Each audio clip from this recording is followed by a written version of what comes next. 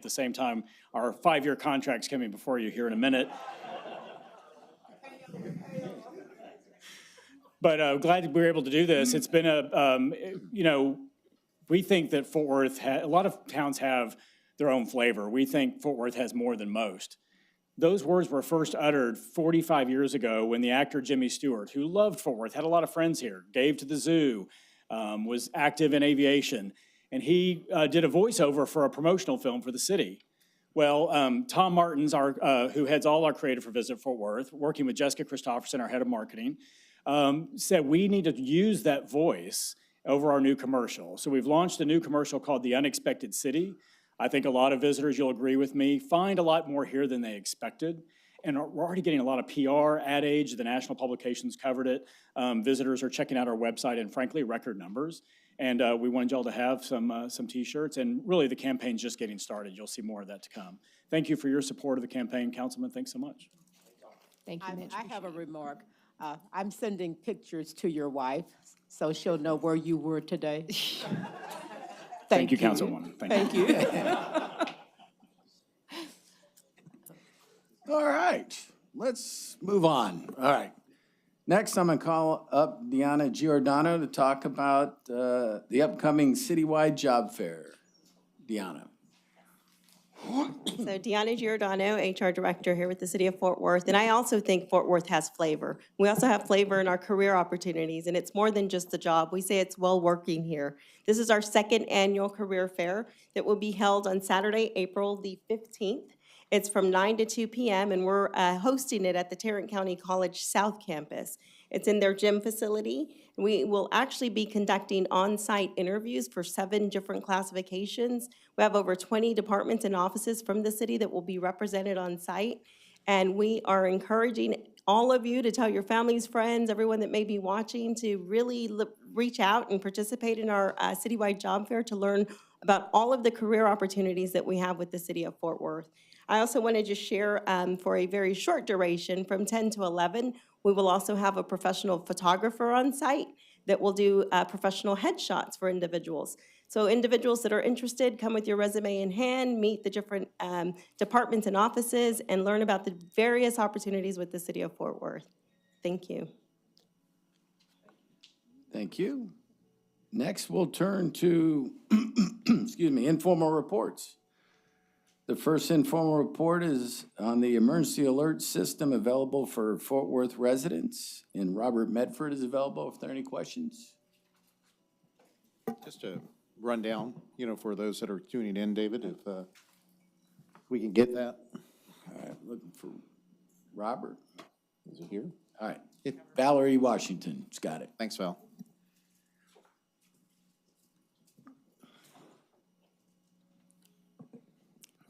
And just describe, what the alert system is about, just to our listening audience, please, Val.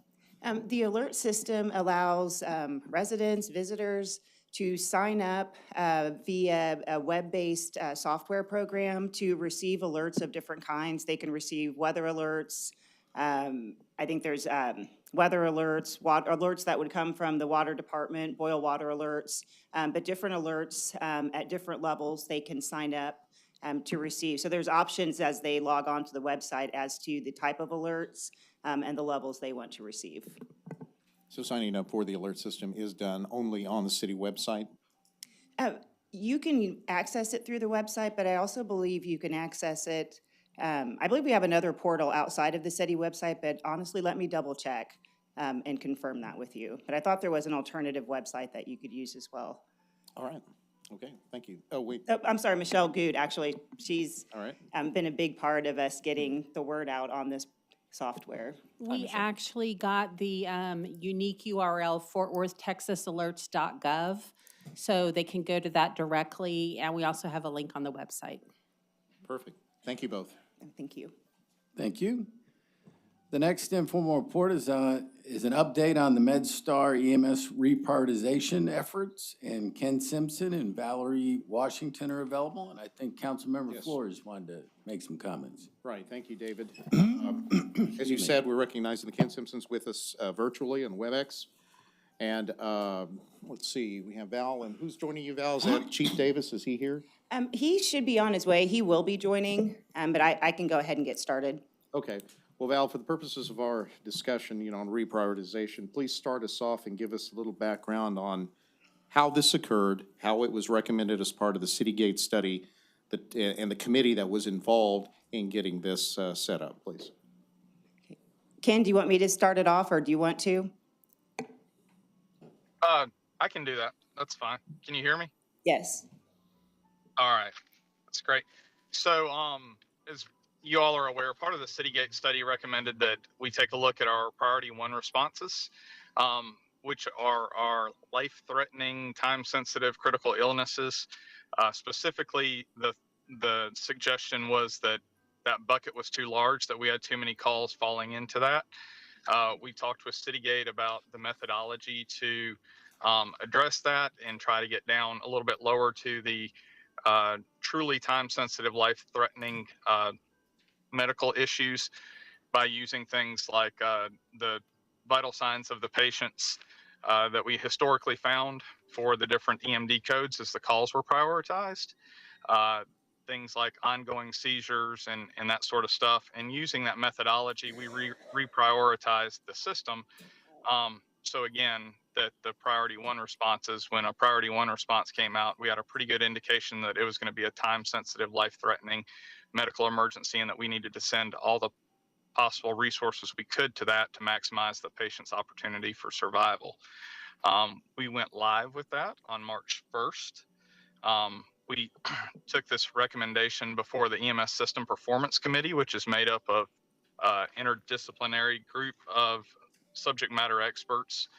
There's folks on there like Jessica Rangel, who is Vice President from UNT Health Science Center, Bill Masterson, who is the COO from JPS.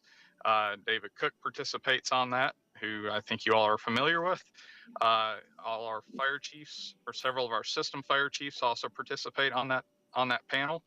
And again, so we, after agreement, we implemented the changes and started that process on March 1st. On the methodology together. So that was sort of the first point, was if we were going to look at this, what methodology would we use to determine which calls go into the priority 1 bucket? It took a lot of conversations, but it was really a group decision and consensus in determining that. There was a lot of back and forth conversation, and I think it really did establish a good priority 1 baseline that I think everyone would recognize continues to need to be reviewed. This has been in place since March 1st, so there are opportunities to look to see if there's anything that we're missing. Are there calls that do belong in a different priority category? The IR references some modeling software that MedStar has purchased that will help even more hone into ensuring that calls are prioritized the right way. Valerie, this is either for you or Ken or both. Council's received, some concern, some input, from Fire the 440, in regards to the performance to date on reprioritization, right? We've already seen, a number of, fluctuations in call, volume at some fire stations and all. And the concern generally going forward with any change is we don't want a negative impact on our critical response, right? Can you speak to that? Right, I would say we agree with that. The whole purpose of looking at this is to ensure that we are being patient-centric and providing services and working with MedStar to provide those services. We do want to make sure all patient needs are being taken care of, especially the patients that are most critical. I think that's first and foremost, being patient-centric and providing customer service to the patients in the way that they need it. Okay. Ken, can you weigh in on that too? I'm sure other council members will have their own questions or comments. Absolutely. So we share, those concerns. That's something that we always want to pay a lot of attention to. Before we went through the reprioritization, we would get a lot of concerns to the other side of it on the number of low acuity calls that resources were being sent to, and how that's not necessarily the best utilization of those resources in some of our municipalities. And so we again really wanted to sort of drill down into the life-threatening emergencies and categorize those out. If you'll remember, there are in the 911 system, we went from 4 priorities to 8 priorities, with 1 being the most critical and 8 being the least critical. And just to be clear, like, as the 911 calls come in, they triage these calls based on what the caller's telling the call taker, and it's through that questioning process, and that they come out with these emergency medical dispatch codes to sort of categorize where the patients fall in the acuity levels. And so we, as Val said, we are continuing to evaluate as the calls go through to make sure they're coming out as we anticipate, and troubleshooting any issues that come up to us to make sure that we have the process honed in as accurately as possible. We all agreed when we went through this that this process in and of itself would not do anything for response times. We're still responding to the same number of calls. We're still responding with ambulances to the same number of calls. It's just when something comes in as priority 1, we have the ability to send more resources to it to try to, again, maximize that opportunity for survival. So as concerns are raised, we look into them and see if there are changes that need to be made. And I think as we've been, sorry, Ken, as we've been working with the committee, there have been opportunities for chiefs and other to bring forward concerns that they've seen with the changes. I know I've talked with Chief Davis, and he's just keeping track of things to make sure there aren't any major issues, Chief. And I don't know if you want to weigh in kind of on that quality check process that you have in place now. Thank you. To the point that Ken made, any concern that's raised from a fire company that actually is there that they send that, we forward it on the Office of the Medical Director and to Ken for the committee to look at. There have been some that we have asked them to do additional quality assurance on, but those are the ones that we know about, and so the committee's work is going to be asked to look at that. I just want to state for the record, I'm very uneasy with this. As someone who has suffered a stroke, had to call 911, Chief, you remember my call, they played it here. I had to drag myself through my house by myself until I could get to the front door. And I knew within minutes, fire was there. And so just for the record, I'm not comfortable with this change at all. Fire is always first, always has been, and people know that, and we can depend on fire to get there. There seems like there's this battle between fire and MedStar. So just know that for the record, I don't like it. Val or Ken, curious why the IR now, if implemented changes were just on March 1st? It's a pretty short amount of time to look at data. And do you anticipate bringing these IRs for updates periodically every month? Or what do you think is going to be the trend? Honestly, I think that as we're looking at MedStar and they're making changes like reprioritization, MedStar will be working with their board to bring about response time standards to this mayor and council. Our thought was that we would have more frequent IRs provided by the MedStar team, just because we haven't had them reporting to mayor and council as often in the past. I think there had been maybe an annual update. And we think that it's time probably to bring some more substantial updates to mayor and council as we're working through these policy items. So we're anticipating more frequent IRs and presentations. Yeah. I think with this one, we wanted to just let people know that this was going on. We had announced it back in January. We had seen some, not significant changes, but some of the reduction in call volume, even for the first couple of weeks of this pilot, caught our attention. And we want to be transparent and sharing information with MedStar in a way that I don't know if we've been as upfront in sharing information before. Thank you. Did you want to add something, David? No, I was just going to say, I think this follows on the Citygate stuff about being more patient-centric, about sharing more data, and particularly as we go into the upcoming budget year and some of the, I think, choices that might be put on the table related to how we become more patient-centric is going to be important. Go ahead, Leonard. Thank you. Val, you mentioned there was a lot of time spent on the methodology and that communication. And, Can you expand on that a little bit more in terms of what it was previously and any changes that, you all decided would be beneficial? Because what my concern would be is the reliance on the caller to make a determination about what the best dispatch is. Because we don't know what state that caller is in. They could be panicked, traumatized themselves. And is there a way to understand how this new methodology can be incorporated with that thought in mind or concern? And if you don't mind, if I have Chief Davis and Ken Simpson answer this question. When I got involved in the reprioritization, they had done a lot of that data work where they were looking at prior year calls for service.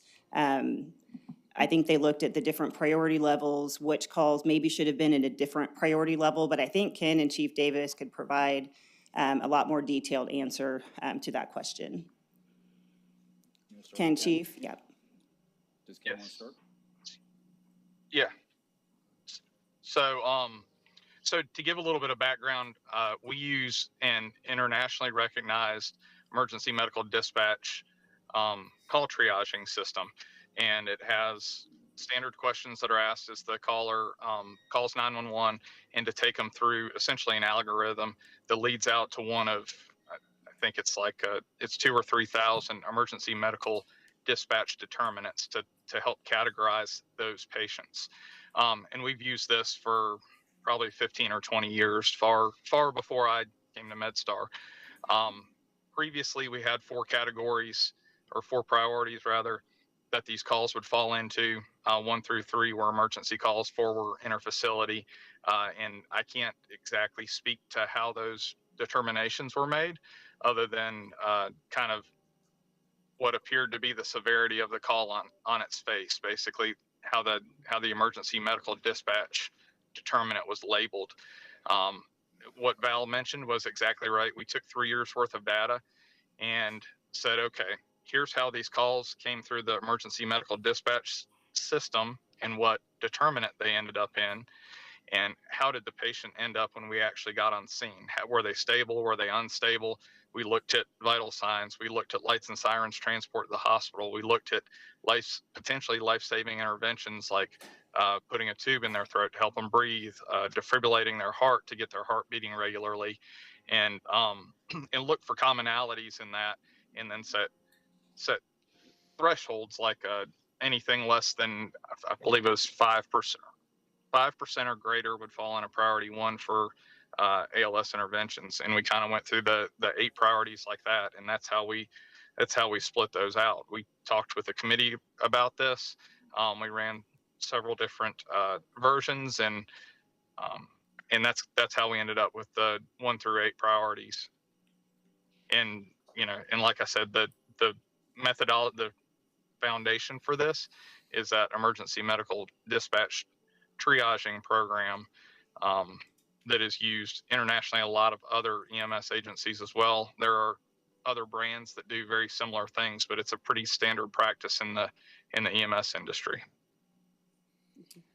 I think the only thing that I'd add to that as far as clarification is that, Ken spoke about the dispatching software, but then it was matched with retrospective analysis of patient outcome information, and that's where the Office of the Medical Director collated the two to determine, as Ken said, which ones fell into the highest risk category where an intervention occurred that was going to make a difference in the outcome, compared to those that were dispatched at a higher priority and once upon arrival did not require that. So I think that's where the medical director's office balanced those two databases to try to rectify that.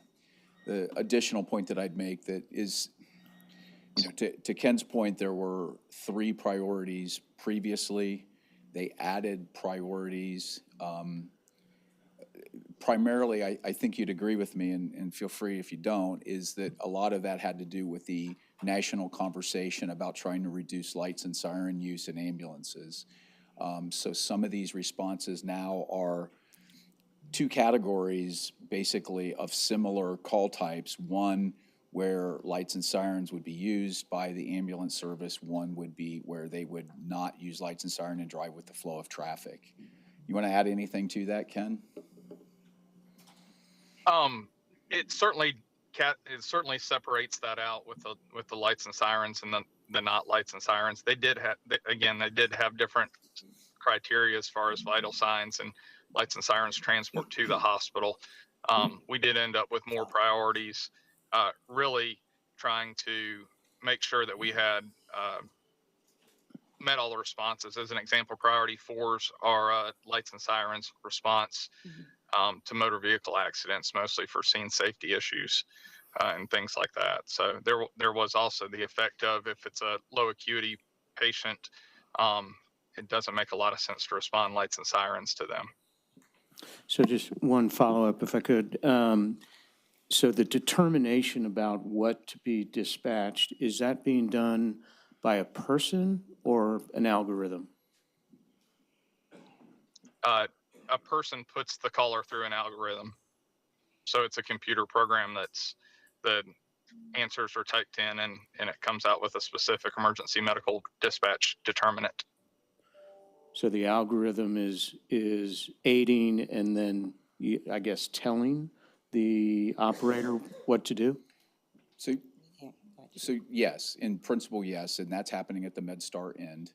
And then they make that determination from that determinant whether or not they send that request for assistance from the fire department over to fire to send a piece of fire apparatus. So that's how that's working. That's how it's been working. So let me add this. I think out of good intentions, sometimes we create more questions, and I think this IR has done that. And I might offer, let's punt this for a future agenda item in the work session and really talk about this. I know, Ken, it's probably very hard to have this conversation in your car. We've all been stuck doing that before, so we'll bring you in person. And I think it goes without saying, let's kind of just call it what it is. There's a lot of concern over how we best interface between our fire department and MedStar, because at the end of the day, it's about patient care, and everybody agrees with that. And so in Fort Worth, we want to have optimal patient care no matter what happens to you. So let's get to that place. And Elizabeth has a question, then we'll close this out. But it might be helpful too, Val, for you to kind of spend some time with each individual council member. And then last thing, I'll remind people, we are still in the middle of, and Councilmember Flores has graciously chaired this effort on staffing as we prepare for this next budget cycle. And that is really where a lot of these tough decisions need to be embedded. But this council they want to be just as involved in making sure we're prepared for the next fiscal year. So thank you. Elizabeth, did you have any question? I was just going to ask, and it's probably more appropriate for the presentation, when you bring that back, as I was going through this, I noticed that there was also it mentioned a decrease in the number of fire calls because y'all aren't assisting. And so I'd like to know in that presentation to what extent you're tied to MedStar. So if MedStar has this new prioritization, are we bound by that? Or can Fort Worth Fire Department say, this is your prioritization, but we choose to continue this particular band of calls, is really what I'd like us to focus on. And if we can, then what is our plan moving forward, Fort Worth Fire Department's plan moving forward in conjunction with MedStar to make sure that we are providing that service. We were provided with some data about how this reprioritization is shook out. And there's a couple of very concerning instances where if Fort Worth Fire had not decided to show up, the call would have ended very differently. And I know that's some call taking and training experience, and we're not always perfect, but if we can make sure that we are keeping our residents safe as MedStar continues to reprioritize, I think that's the of utmost importance to me. Thank you. If I may, Councilmember, if you get anything like that from everybody, if you get that to me, I'll make sure it's up to everybody here to work with me on what you want and how you want it. Okay, thank you. All right, more to come. The next IR is on Fair Housing Exhibition. Christina Brooks is available if there are any questions. I think Mayor Pro Tem Bivens had asked about this. I'm so glad to be bringing this to the city of Fort Worth. And one person I told the mayor that we really need to make sure she knows about it is Ann Zeta. Ann and I first experienced this exhibit, and it tells you about the history of redlining and so much more. And for those of you who are not in banking, I think you will find it mind-boggling. And for people of color, when I left the exhibit, I just said, oh, I'm not crazy. Now, that is still probably in question, but this is a fantastic exhibit. And I think, Fernando, thank you for pushing it through, because we tried before, we didn't have the money, now we do have the money, and we've got the right staff working it. And so I encourage everyone to please pay very close attention to Ms. Brooks and get ready for an exhibit that will change your life. And Mayor Pro Tem, I'll back you up on that too. I've seen this exhibit in Waco a couple of years ago. And so not only banking real estate, because we have to go through these classes to understand, and I'm glad you brought up Ann Zeta, because she recommended a book called Color of Law that talks about this too. And so for anybody, it's pretty eye-opening to see, and you can see the clear lines of Waco. They'll take Fort Worth and do the same thing, I think, as part of this exhibit, to show where parts were not invested in or policies were put in place that kept people from investing in those areas. And Well, let me glad tell that you this what council's makes looking this at things so differently. great. And Maddie, you're going to laugh at me. Dallas had this exhibit. Nobody knew. They flopped on it. And so I just want to see Fort Worth thrive in delivering it to people all around the area. Mike, thanks for those comments. So go for it. Christina, maybe just give us an idea of when the exhibit's coming and where it'll be displayed. Thank you. Yes, thank you so much, Mayor Pro Tem Bivens and Councilmember Crane and Council Mayor. So the exhibit is scheduled to run for 2 consecutive months, beginning June 2nd through July 29th. The exhibit is interactive, and it will be housed at the Community Arts Center at 1300 Gindy. But what's a little different about some of the exhibits that you may be familiar with is the interactive conversations that take place to invite the community and multiple stakeholders, including real estate experts, developers, and residents that would be impacted by our discussion around fair housing and, more importantly, affordable housing development as we grow as a city. And so the idea is to envision how we want Fort Worth to look going forward and learn from some of the lessons of the past. So we're really excited about that aspect that's different from what Dallas did and what happened in Waco. And so we hope to see everyone come out. Thank you, Christina. Thank you. Appreciate it.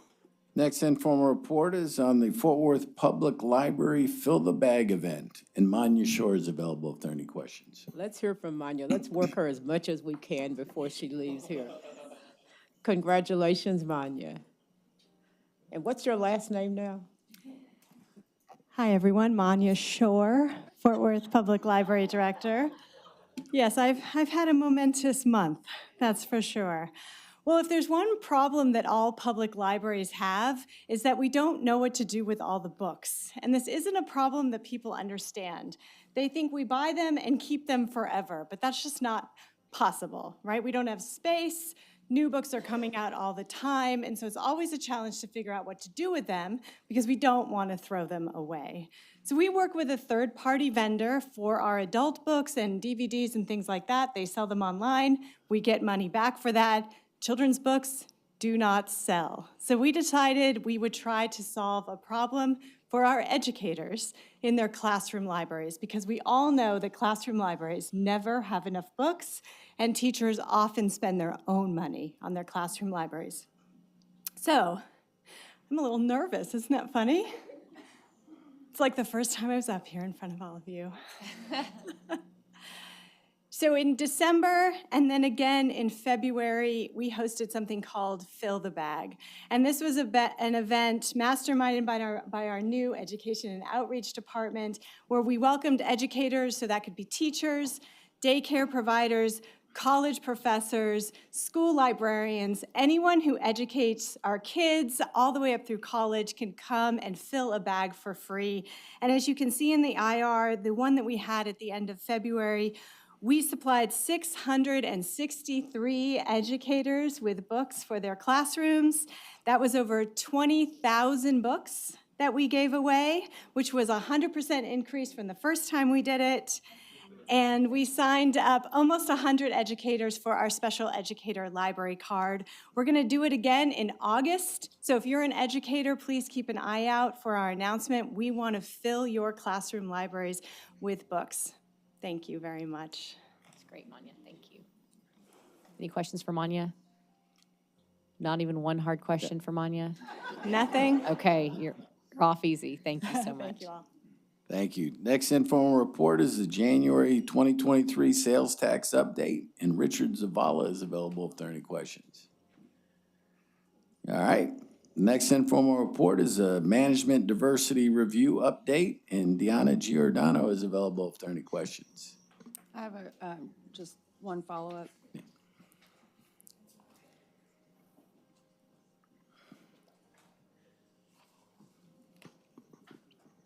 Hello, thank you for putting this together. I really appreciate it.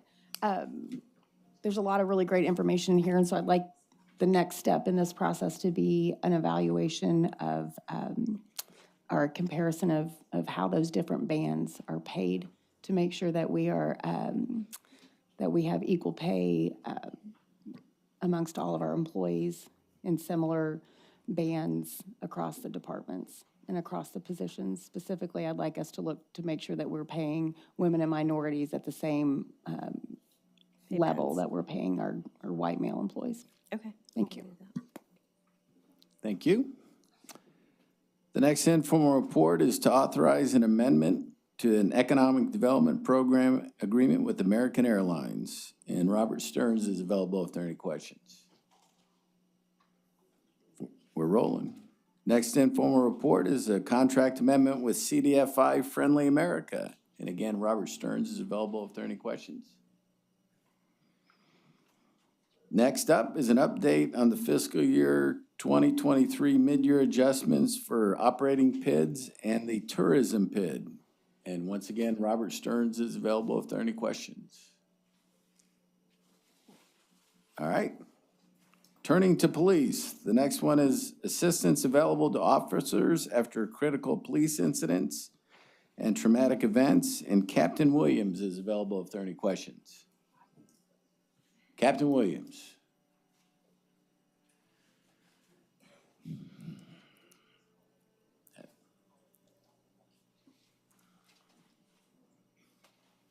Good afternoon. I'm Captain Williams. I'm over the Community Alliance Division, which houses Crisis Intervention Team, Homeless Outreach Program and Enforcement, Police Reserves, and Civilian Response Unit, and peer support. How can I help? Can you tell us about your report, just for the sake of the audience? Yes, ma'am. Basically, what CIT's function is to provide assistance to officers that's been exposed to a significant event, which is any event that an officer is exposed to that may cause physical or emotional trauma and have a negative effect on their overall well-being. So critical CIT officer assistance by providing resources as far as getting counseling for these officers to ensure that they are provided coping mechanisms to help them cope and get through the trauma. The reason why I wanted you to come up, and Elizabeth knows more about this than I do, but when I lived in a military town, people in the service were less likely to want to seek that kind of help because they thought it might impact their ability to get promotions. And so how do you avoid that type of hesitance within Fort Worth PD? That's what we're trying to do, is basically normalize officers seeking help with getting through any type of traumatic event. So we try to keep any assistance that we offer officers in a confidential nature, unless it's involving a crime of involving a serious felony or misdemeanor. But our job is to try to keep these officers resilient and keep them in the workforce and get them back to working to where they can be good officers and provide quality service to the citizens. Thank you, Captain. The next informal report is diversity of qualified candidates for the Police Academy, and Assistant Chief Aldridge is available if there are any questions. All right, and then the final informal report is on flock safety cameras, and Deputy Chief Carbajal is available if there are any questions. I have one, or a couple of questions. Come on up.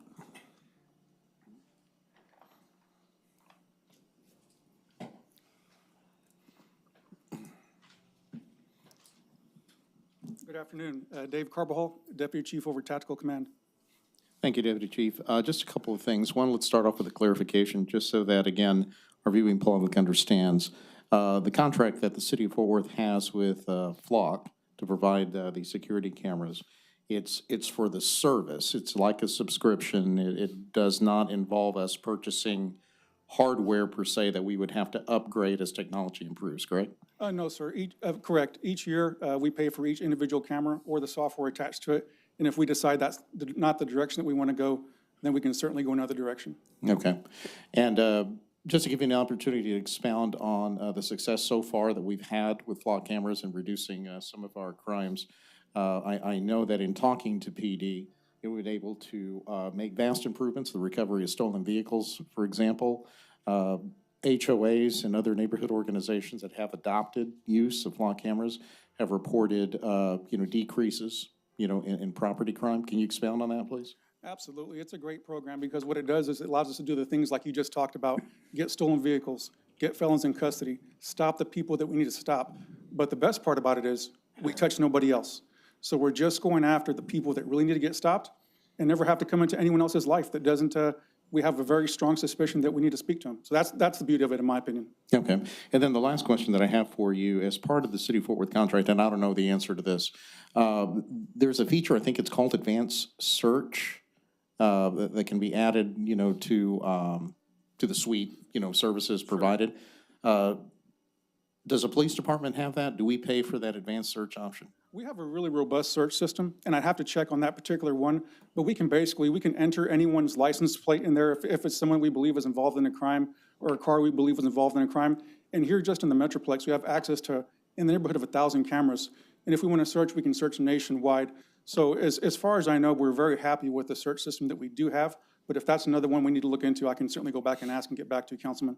Okay, and my understanding is that advanced search also has some kind of, I don't know if it's an opt-in, but an opportunity to also expand on that searchable database to look at Ring camera footage, for example, and other things like that. So if you can get back to the council on that and let us know. Thank you, sir. Definitely will, Councilman. Thank you. Appreciate you. Mayor, that concludes my report. Okay, council, any questions regarding significant zoning cases upcoming April 11th? No? Any M&C log items that were problematic you need to bring to David's attention? If not, then we'll move to Visit Fort Worth contract renewal with Mike Crum and Bob Jamison.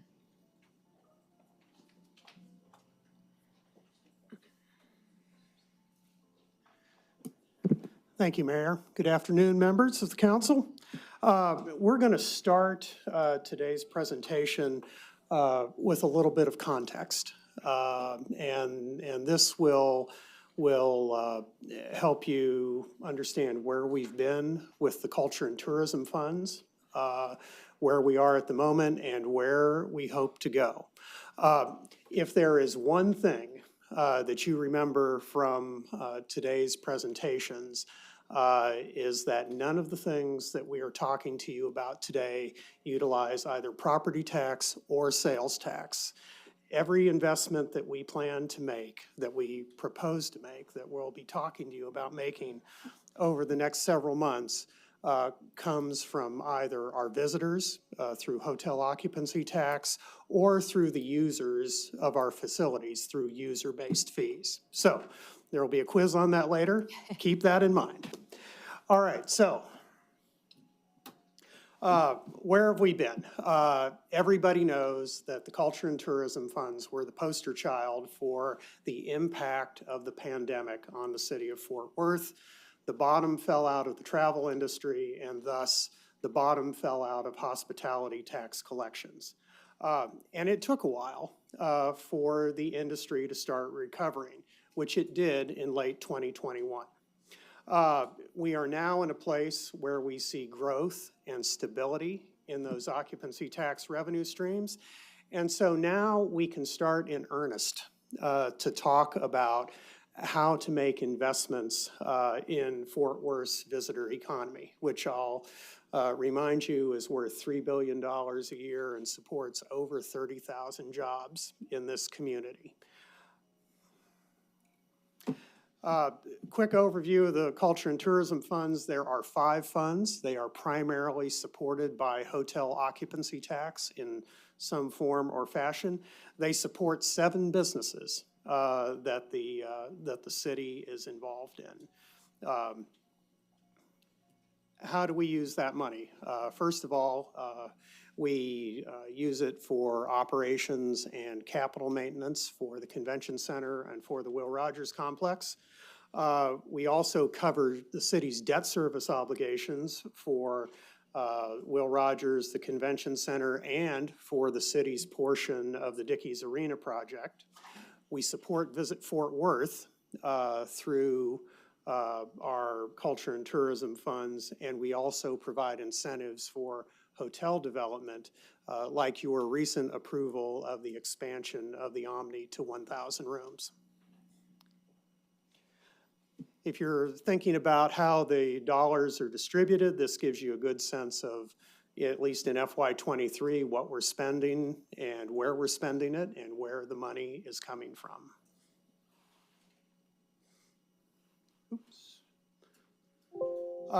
In terms of projects that we have asked you to approve and that we'll be talking to you about in coming months, we currently have $23.7 million budgeted for improvements at the Will Rogers complex. You have approved over $10 million in investment in the Will Rogers complex since the beginning of the fiscal year.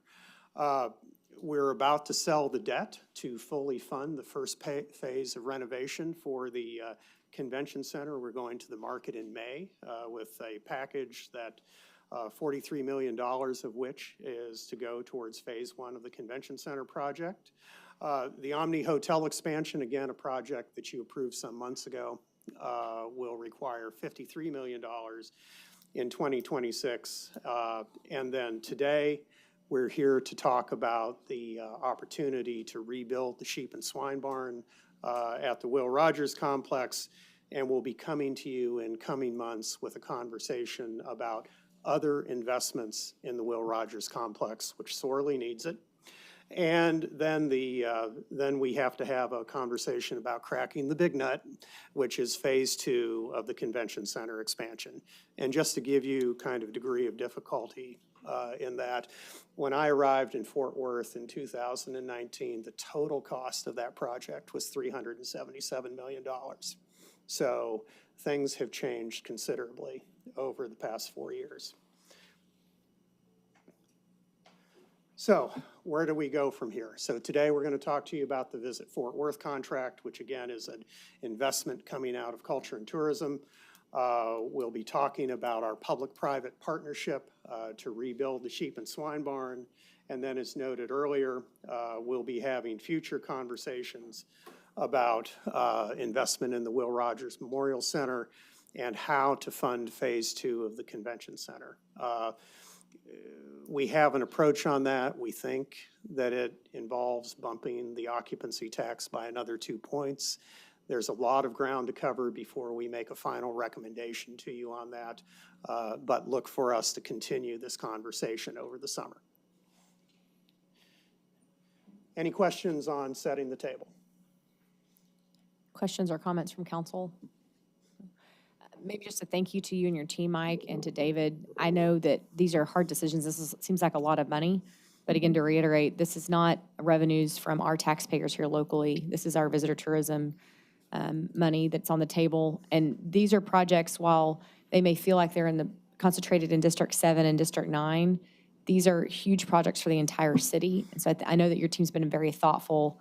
And special thanks for Will Rogers. We know how hard that project will be to execute on, both what you have there and what else needs to be done to improvements there. But I think we can all agree that Will Rogers is a unique jewel for the city of Fort Worth. So you have my full support. Yep. Thank you, ma'am. Any other comments? You're off easy, Mike. Thank you. Okay, well, I kind Run. of feel like Robert Aldridge because I'm going to be standing Yeah, up here put for your the rest of the afternoon, right? All right, so I will call up my friend Bob Jameson to help me Mike's with got the jokes next today. pres. That's pretty Hey, good. Chief, I love you, but I had to take that one, right? He took it on the chin pretty well. We can bring him up here if you want. I don't mind. I got And for moral questions. support, Chief, yeah. He's got some hospitality experience. We could use his help. Okay, so first investment up on the slide this afternoon is an extension of the city's relationship with Visit Fort Worth through FY '27 and beyond. Come on now. Oh, now I got to go to the clicker? All right, I can do that.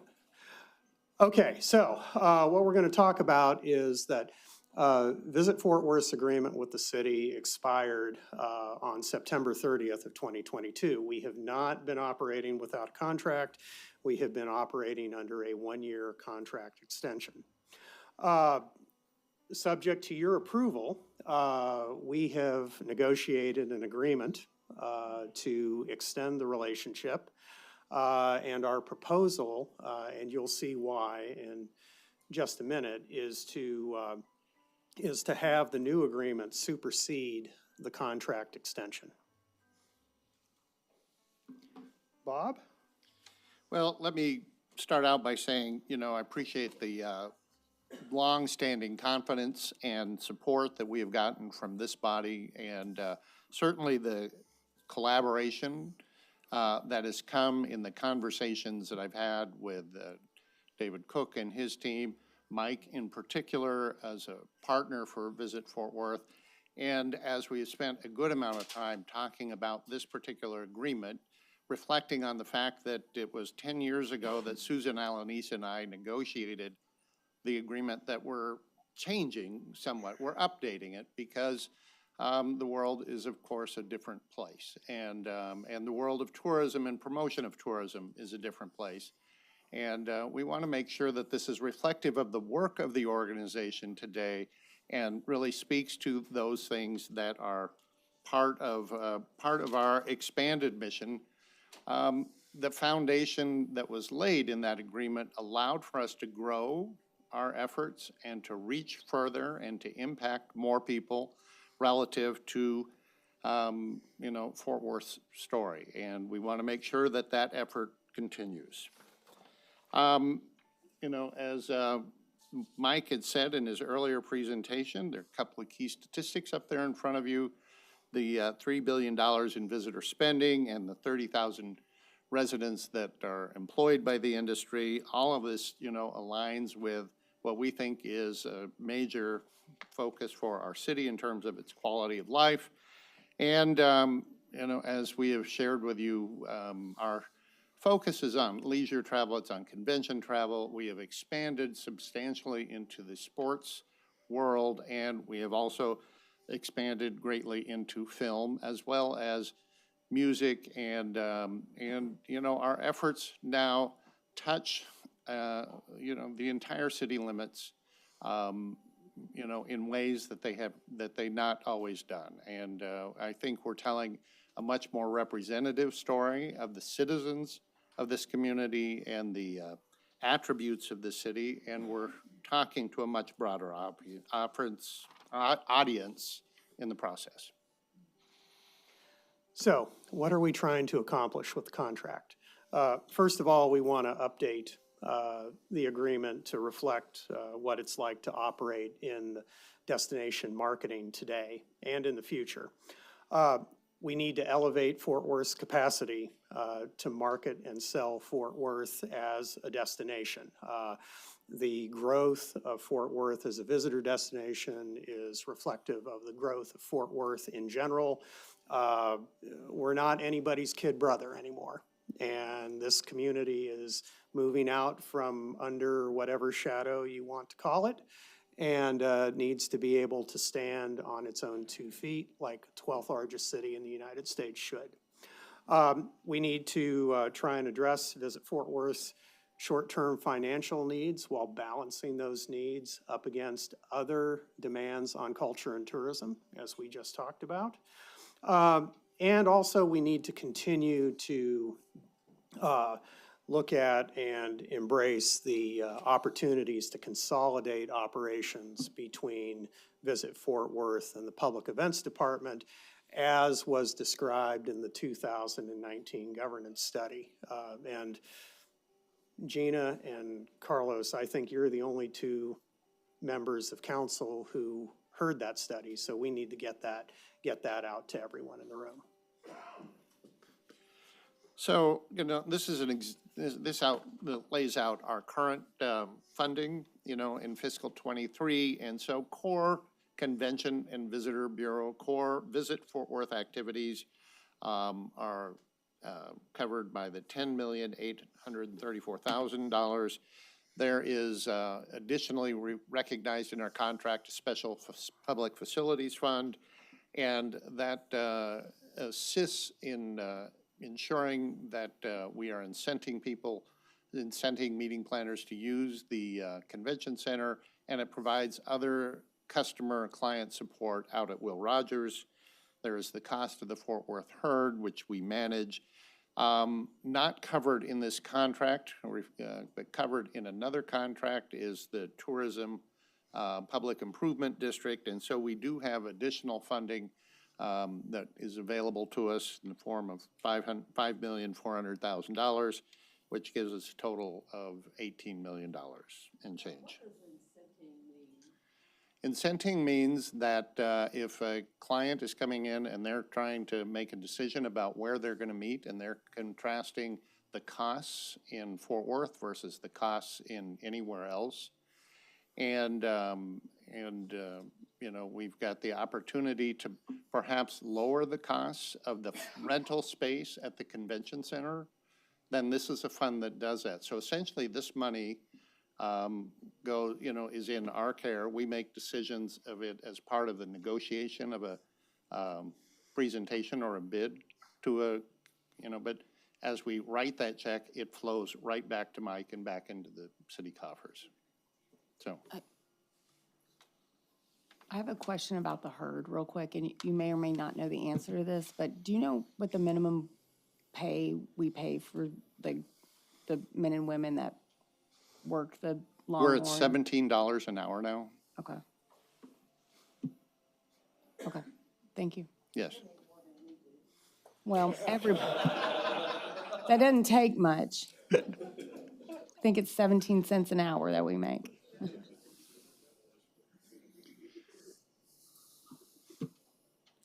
Other aspects of the agreement that are being posed are, just outlining the difference between the current and the future is the term is another 5-year contract. It has 2 1-year extensions. There have been times over the course of the history of the organization we've had to use those, other times that we haven't. We have representation from 2 council members on our board of directors. Not reflected on this list is that we also have ex officio members on our board, which are, the city manager and the assistant city manager over public events, and then the director of public events.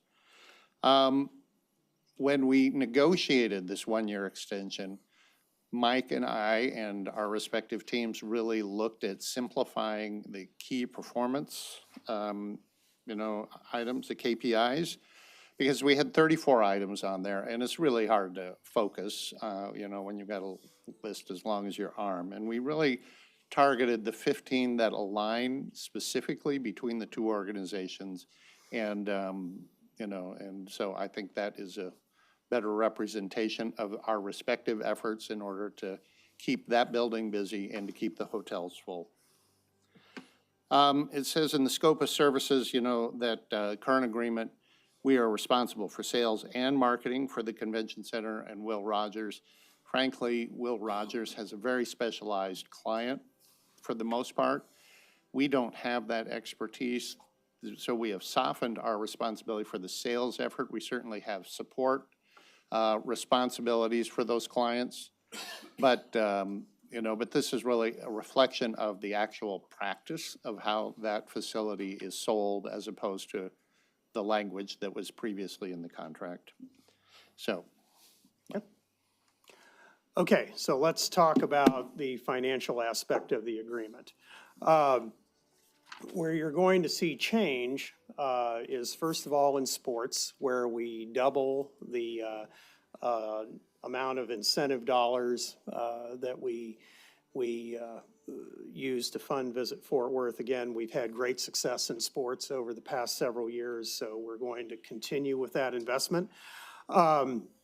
The herd's capital equipment, which they inherited from the transition from Parks to Visit Fort Worth managing that program, is aging, and what we have proposed is a public-private partnership to fund replacement of that aging equipment. The city would do a dollar-for-dollar match with capital fundraising from Friends of the Fort Worth Herd, capped at $50,000 a year. You heard Mitch earlier in the day mention film. This agreement includes bridge funding in FY23 for film. Visit Fort Worth and Robert Stearns and his team are talking about a more permanent funding stream out of economic development for film in FY24 and beyond. And then really the big piece of the proposal is to loan Visit Fort Worth $3 million to fund their event trust fund efforts. You may know that the Event Trust Fund is a state incentive program that helps bring national events to Texas. It is the Texas superpower when it comes to going after events. I know that because for 30 years I competed against it in Charlotte and beat my head against the wall every time we had to go up against the Texas city, because you had this ready-made incentive that did not take extraordinary effort to put in place. So what we want to do is increase Visit Fort Worth's financial capacity to participate in event trust fund programs. You have to invest up front, and in many cases wait 12 to 18 months to be repaid by the state. So there is a use of cash issue that we think we can solve through this $3 million loan. This will elevate Visit Fort Worth's capacity to go after events that can utilize the trust fund. And we have positioned this as a rotating fund. So as the money gets repaid, it goes back into the fund to be used again and again and again. Questions about the trust fund? Okay. Mike, it may be worth explaining how the events qualify for the trust fund, just. Sure. Because there are some strings. So there is a hierarchy of trust fund events. Fort Worth has 10 events a year that we can book regardless of their tax impact if we want to use the trust fund. Any event that generates more than $200,000 in incremental taxes, we can do an unlimited number of those under the current trust fund legislation. And then there is something called the MERP, the Major Event Reimbursement Program, which is for events that generate more than $1 million in incremental benefit, and that is the Event Trust Fund on steroids. We're one of the leading metros in Texas in terms of our utilization of the trust fund. Historically, our smaller inventory goes to support events at Will Rogers. I have a question. Well, really, it starts with a statement. I forget the year, but back maybe 2015, I'm not sure, Bob, you might remember, but Bell Helicopter, Lockheed Martin, Rosa Navarro at the Chamber at the time, so maybe before then, and North Texas Lead banded together and brought SHIP here. And this is the society, that convention, and those are Hispanic engineers. What I want to make sure is I know you've got your resources, your board members representing communities of color, but there are a whole bunch of new people that you need to get connected with. And I would like to make sure that there is a good effort to bring those organizations representing people of color. I think, you know, the AKAs, the links, you know, want to come here. And just know that we've had the capacity, but it's all about knowing who's who in 2023. Because who was who in 2010 may be dead, gone, whatever. But it's important to me that we use this to bring those people who spend a whole bunch of money. And when SHIP came here, I can tell you all of downtown was a buzz. Carlos, I don't know if you were involved at the time, but Rosa had to make a trip on a Wednesday. We forced Ralph Heath to say, yes, I'll be co-chair. And by the time they got here, those two CEOs had moved on, but the companies were essential. So you've got a lot of good partners who can help us bring even more and be reflective of the 12th largest city. I like the muscle that Prom talked about. Yeah, and just for everybody's awareness, we have two committees that have probably about 9 or 10 people each, and one is the Hispanic Tourism Committee, and the other is a Black Tourism Committee, focused specifically on those markets. And we're using the term tourism, you know, in its truest sense, which is not only leisure visitors, but it is also convention activity as well. And so we've got not only, you know, so we've got people on our team that are part of that. We work closely with both chambers. They are partners in that, as well as members of their board or other community leaders that you know, of all age demographics. You know, we've got, you know, plenty of young people in there, as well as some folks that really, you know, have been legacy leaders in this community as well, and understand, you know, the importance of those efforts. Well, I think there are some new, younger people on this council who would like to get involved in some kind of way. You know, I think of the financial professionals coming. I think it's called FIDA, I forget that group. But in as much as we can help, please leverage us, because I think you gain opportunities when you involve members of this council with the various trade organizations we are affiliated with. Absolutely. Thank you. Thank you. Mayor Pro Tem, I would love to echo your sentiments, and this weekend is an example of what happens when we do that. The Alpha Phi Alpha celebrated their Southwestern Regional Convention, their 77th convention, and brought over 1,000 brothers from all over the Southwest region, Oklahoma, Louisiana, Arkansas, and Texas. Hopefully we convince some to move to Fort Worth and maybe work for the city of Fort Worth as well. But that's a testament of, like, when we do connect with our various organizations and diverse organizations across the city, we can bring some really special events that highlight communities all across our city. So I completely echo and support that, and would love to serve in any way y'all want to put me to work. Thank you. And Gina, thanks for saying that. And I am a member of SHIP and have been for, you know, since I was in undergrad. I think Estela Martinez-Stewart is working on a convention, in fact, capturing a convention and get it here into town. Is that correct? Yes, and we got a verbal definite from them. Good. Good to hear. Yeah. Okay, so why alone? First of all, it increases Visit Fort Worth's financial capacity. It gets trust fund investments out of their operating budget and onto their balance sheet, which creates additional capacity for the organization. It's dedicated, so as a city, we know exactly where that $3 million is going, which is to bring visitors and their spending and their economic impact to our market. We can change the loan at some point in the future. We can forgive it and convert it into funding if we so choose. And we can also react to any changes that take place down in Austin that may affect the Event Trust Fund program.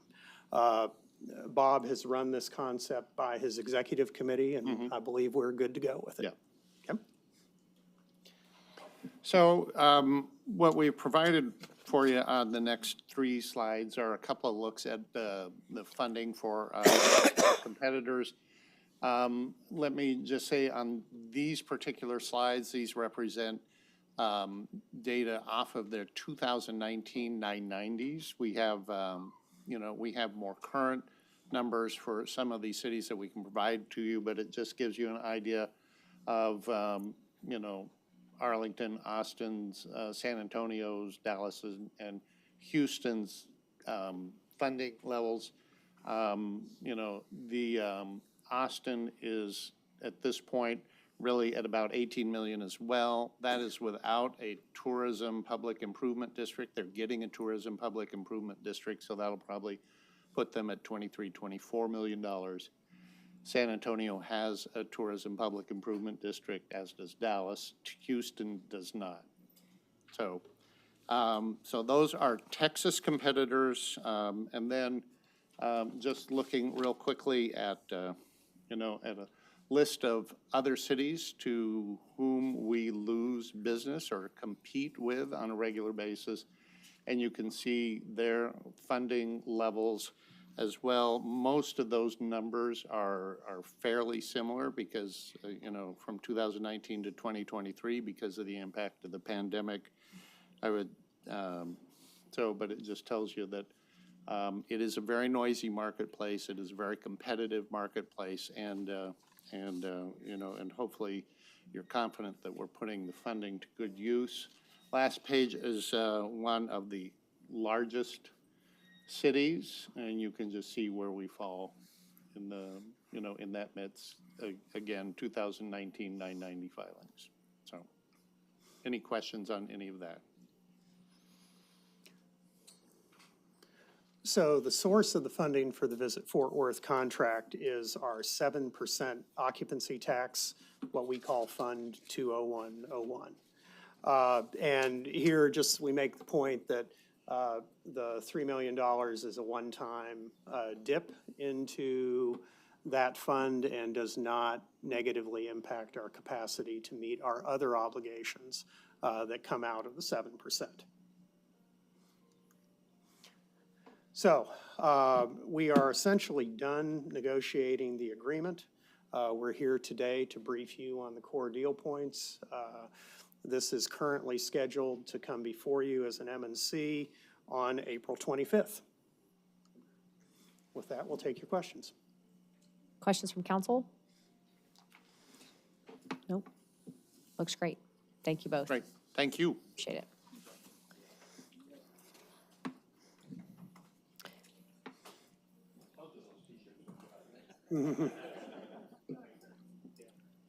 Mike staying because he has one more item. Yes, ma'am. Not going anywhere. Will Rogers Memorial Center Sheep and Swine Barn Design Agreement.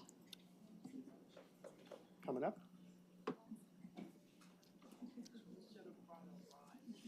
Yeah. Hey, if Chief Aldridge can do it, I can do it.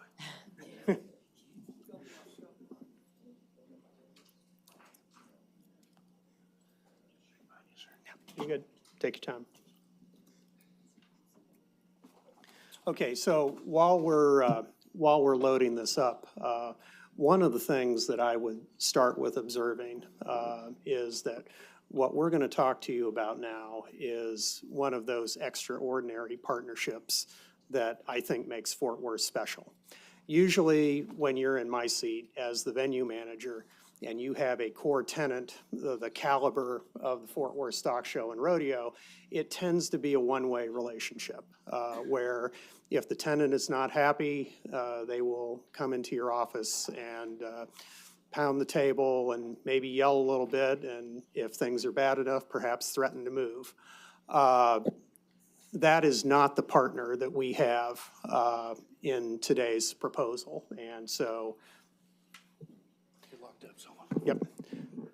So I think just an appreciation of how extraordinary this type of relationship is and the public-private partnership that it represents is something that we should note and should appreciate.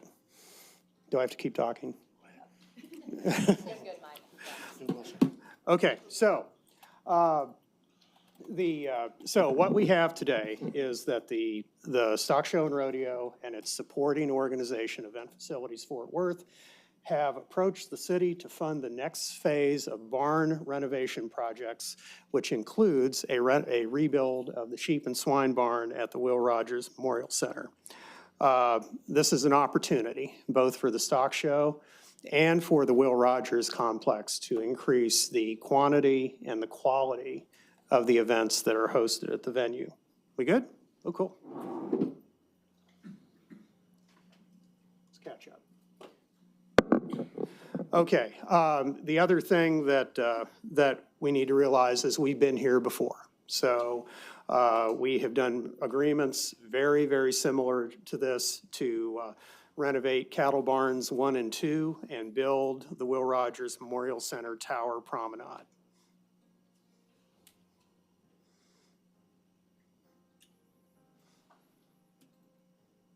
Okay, if you're thinking about the Will Rogers complex, if you were to walk through the front door of the tower, rub Will Rogers' nose for good luck, walk out the back door, all the way down the street to Barnett Tandy Drive and take a right, the Sheep and Swine Barn would be the last building on your left before you exited the complex. This is a rendering of a master plan that was done several years ago that contemplated that over time, we would partner with the Stock Show and Event Facilities Fort Worth to renovate all of the facilities that host livestock in the complex. The original buildings at the Will Rogers Complex opened in 1936. Sheep and Swine Barns opened in 1943. So the building has some mileage on it, and it lacks some modern amenities which restrict its use. Capital investment, as we have talked about and will continue to talk about, has been limited, and this building needs a refresh. So this is a good look of the current state. There's not a lot of flexibility in the state. All of these pens are permanent, so the spectrum of use in this part of the complex is very limited. This is a floor plan of what exists today. Again, all of these are fixed locations, again, which limits our flexibility. So what do we want to do? One, we want to keep the historic front facade and then demolish everything behind it. We want to build a new multi-purpose building that is ADA compliant and not only can be used by the stock show, but also by the Will Rogers team to host events through a broader spectrum of the year. Same time, we want to get rid of the chain link fence on Gendy and put up the decorative metal fence that you see along other parts of the complex between Will Rogers and Dickies Arena. We also need a new pedestrian entrance in that part of the building to get people more easily between Dickies and the Will Rogers complex. Estimated cost right now is $40 million. This is a look at what the new complex would look like. Again, the arena would be conditioned, which again increases our flexibility. All of these pens would be movable, again, which increases our flexibility. We've looked at designing in flexible space so that some of our equestrian clients can utilize the space going forward. And so this is just a perspective view on what the building would look like going forward. Again, embracing the history of the building, embracing the history of the complex, but with a modern feel. So what we're going to ask for approval on, hopefully on April 25th, is to fund what is called a design procurement agreement. So this involves Events Facilities Fort Worth and the stock show pre-funding design expenses for this project, and then getting repaid once the debt is sold for the project, which we believe is going to happen in November. It would be a culture and tourism funded project.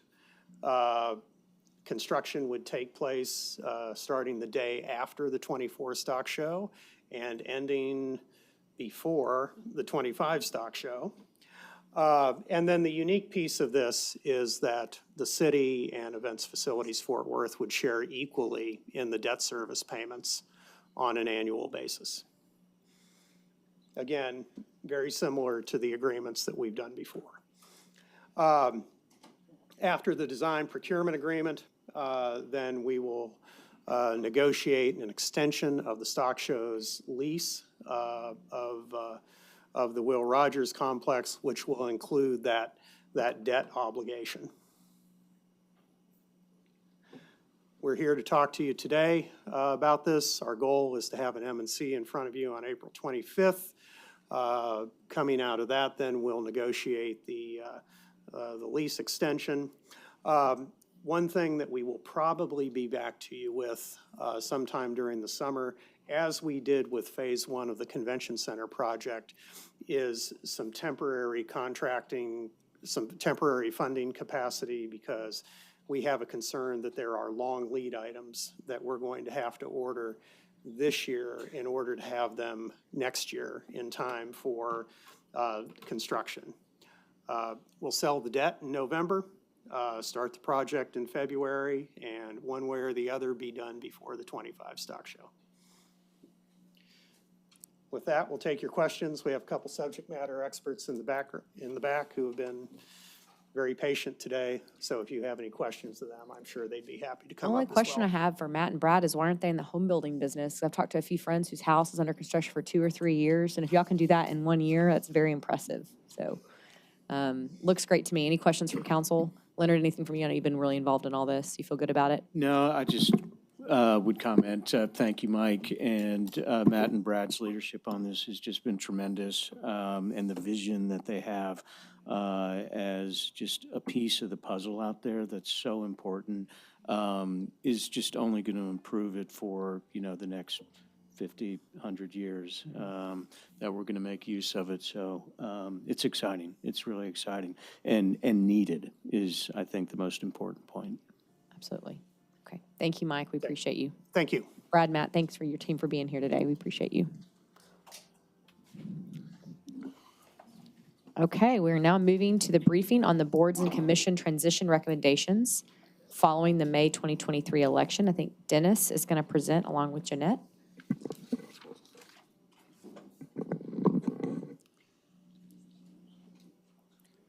I'll go ahead and get started while they're getting the slides loaded. Dennis McQuarrie, City Attorney's Office. As y'all are painfully aware, some of you, we're about a month out from the election for 11 council members now. So we will be expanding, in connection with that, we will be expanding some of the boards and commissions. And so this is a mixture of some housekeeping matters, probably some routine things, and then probably some things for some discussion and feedback from the council regarding as we change the boards and commissions. So big picture, putting this in context, we have 3 types of boards generally. Some are appointed on a by-district basis, some are done at large, and then some are appointed directly by the mayor. Today's presentation is focusing on that first group, the ones that are by each of the districts. So obviously, big picture, there will be 2 more council members. So for all these boards, we would need 2 additional board appointees. And then as we're doing that, we'd also be looking at revising the city code. There are a couple of decision points towards the end of the deck that we'll probably have some conversation regarding Trinity Metro and then the boards of adjustment.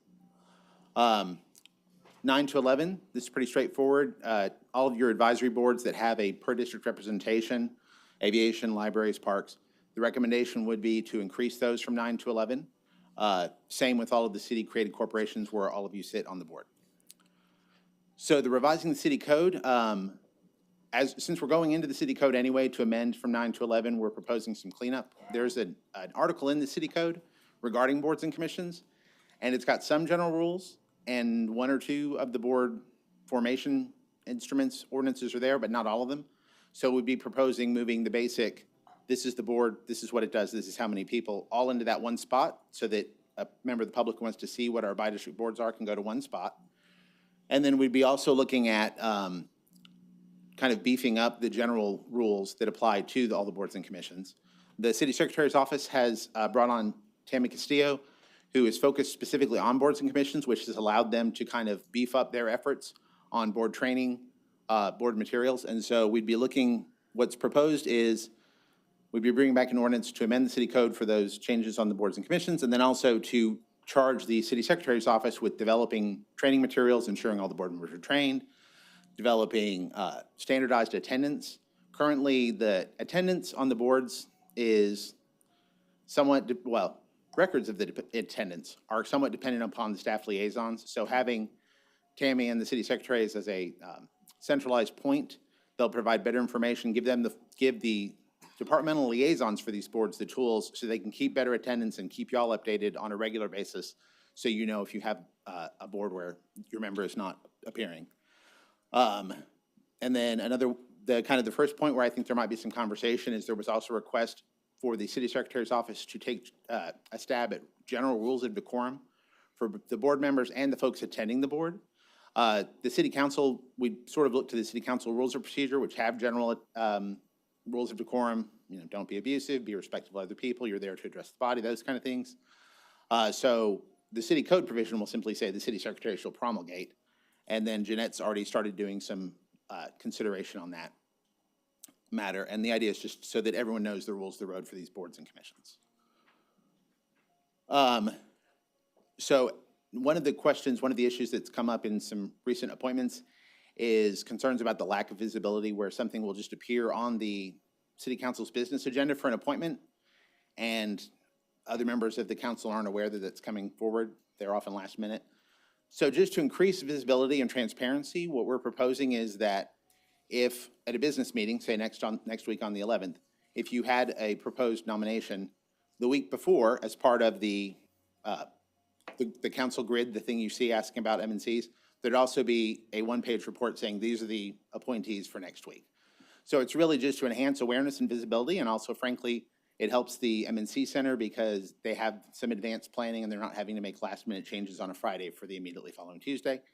This, of course, is a council rule, so if there's a true emergency and you need to put someone on last minute, you could, but the idea would be to get a weekly lead time. And then similarly on the attendance, once we have the better records, y'all would get reports on a regular basis in a work session, kind of like an IR, that says what the attendance has been for all the boards and commissions for the preceding period. And then another place where we need to revisit our city code is our attendance-based sanctions. Currently, we have those general rules I mentioned, and what they say is if a board member misses 3 meetings out of 12 on a rolling basis, or misses a certain number within the last quarter, they will get a nastygram from the city secretary's office, and if they get 2 of those, they're automatically off. Well, as I said at the beginning, we don't have the best consistent attendance records right now because it varies so much, so we're not really taking advantage of that. So we'd be revisiting that, kind of making it clear attendance is important, but really to make it more focused on giving the council notice of attendance issues so that you can decide if it's important to you for your attendee to be there. Can you, I'm sorry, can you back up and repeat on their second? That's what the code says currently, is if you've missed 3 out of the last 12, you would get a letter from the city secretary. And then if that happens again, you'd get a second letter and you're automatically off the board. But that's the current code, and we're not really following that because we don't have the attendance records. And that's a rolling 12? It's a rolling 12, or I believe it's, or if you've missed 3 consecutive. Okay. So, what are we proposing the change to be? Well, hopefully we will catch them a lot earlier and be able to resolve them. What we have done is we've met with the staff liaisons.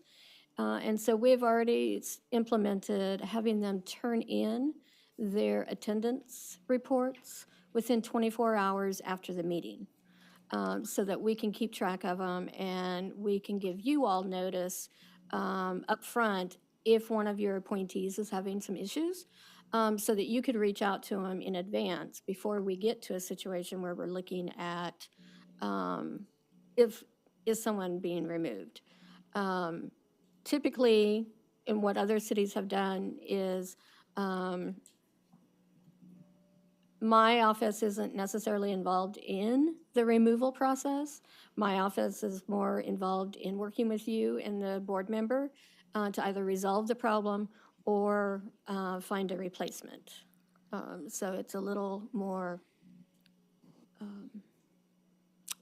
nicer approach, maybe? Okay. And I think when I met with you guys, I also asked about the ability of unexcused and excused absence. Yes, so we'll work with law. There are some best practice out there as to what is excused or unexcused. So, for example, in previous cities, I've seen where an excused absence is if you're sick, we don't want you coming to the meeting because we don't want you spreading whatever it is you have. So that would be but if you're on vacation, that's not necessarily a excused absence. That would be an unexcused absence. Even if they call prior to, because I think some issue maybe was because they're not Yeah, and able we can define it as well as if, did you give, X Proper number of notice. hours or days in advance so that we can coordinate to make sure that we have a quorum. Right. So we can work that out, and it can be whatever requirements you might want to place on your members. But the goal is so that when the staff and the other board members show up to the meeting, we know in advance that the meeting is going to proceed because you have quorum. Or it's going to be canceled, and so we can cancel it rather than making folks attend a meeting unnecessarily. Thank you, Mayor. I had some angst a little bit about attendance. First of all, I understand the importance of having our residents attending these meetings because they are giving us invaluable feedback and helping us move the business of the city forward. And also, I think it's important that we recognize that these folks are volunteers as well, that 9 times out of 10 are working professionals. And so I think having flexibility with early dismissals or late arrivals and also excused absences is important. I also think like for certain boards and commissions, the meetings are really long. And so someone may have to take off work. That creates challenges with it, with them being able to fulfill and meet the obligations of attendance. And so I really want us to be mindful of that piece as well when developing these policies, because some of our meetings are just, it's a marathon, and I know we do it on council as well, but our board and commission appointees, they don't always have the same flexibility, but those are the people we need to hear from. And Jeanette, I have 2 issues to bring up. We really try to get people to do this volunteer work for us. I do have some reservations about someone being kicked off because they took a family vacation. And I think we need to look at that and perhaps offer some more leniency there. We can talk it through. But my question to you is, unknowingly, early in my early years on the council, I appointed someone who had committed voter fraud. And I did not know that until I saw a mugshot, in the paper.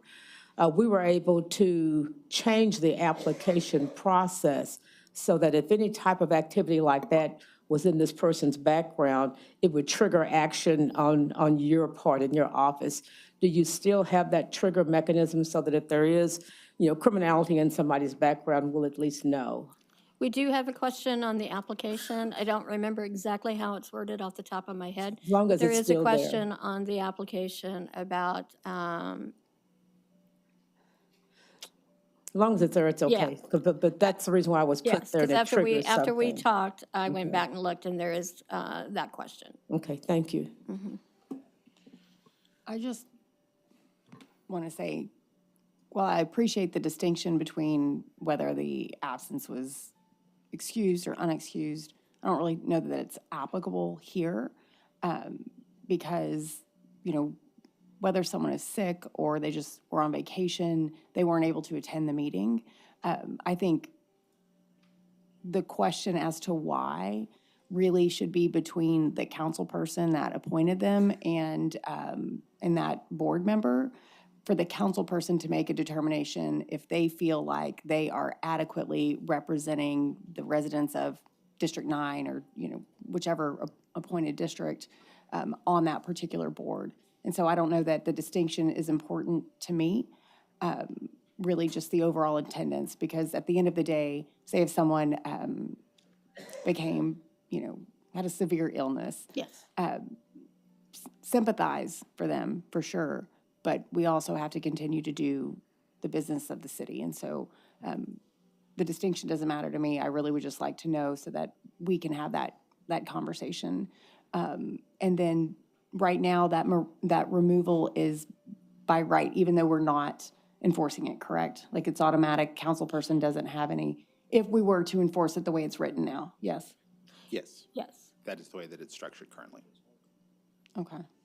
And as far as I know, I don't know if it's actually ever been enforced. I think Richard Zavala has a story about the last time it was enforced. Richard He's got Zavala has a story about everything. Yeah. About everything. But, Not all but of it's us been a have, couple not all of decades us since it have was been last here that enforced. long, Yes, so. yes. But yes, no, I completely agree. These are your appointees, and that discussion should be between you and your appointee, and not between me and your appointee. And so I know we don't have a decision point here on this slide like you got some other places, but I think this is probably an appropriate decision point. Do we want that to be automatic, or do we want council to have, that ability, and what does that process look like? And so I'm open to just feedback. I'll jump in. That's a really fair point that you brought up, and I would love to be able to manage my appointees. If they're not able to meet the expectations, I'm more than willing to have that conversation. I think future council members will as well, so it gives us the flexibility to manage that and to determine for ourselves whether or not they're representing the district that we serve. I just have a follow-up on Mayor Pro Tem's question of, is that question still on there of criminality, other acts, lawsuits, other things that might have, is that, you said it's still on there, but is that grounds for automatic removal if they lie to that question or don't disclose it? No, that would just be information that we would provide to you all and to legal, and it may come up when legal is doing their review. I do think that there's Again, probably a more robust legal review that probably needs to happen before some of the candidates make it onto that. And it's not just an automatic because we want it to happen, but I would also not want to be embarrassed by my appointee by something that comes to light later Right. because. it Mine was on the wasn't. front page. Yeah.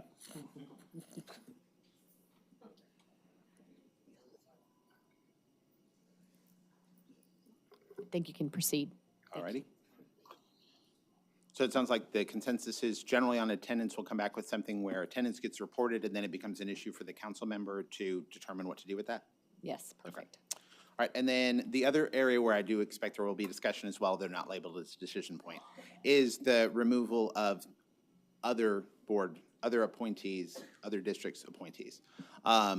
This was something that was requested. On the one hand, there was a concern that if a board or committee member is problematic, it obviously does impact and reflect upon the whole city, even if the appointing council member doesn't want to remove them. So there's a request to potentially have that as an option.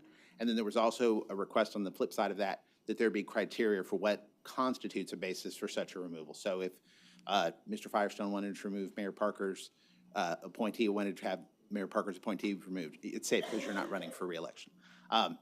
But if he wanted to do that, there would need to be criteria. So we came up with these as proposed potential criteria as the basis for that. Repeated or egregious violations of the rules of decorum, so people who are just, someone who acts out beyond the pale in a meeting or has repeated issues. Acting outside of the board or commission's scope. I put this one on based on some past experience with the park board years ago when they wanted to relitigate something council had already decided, which is not, if you read the city code about what the park board does, that's not part of their function.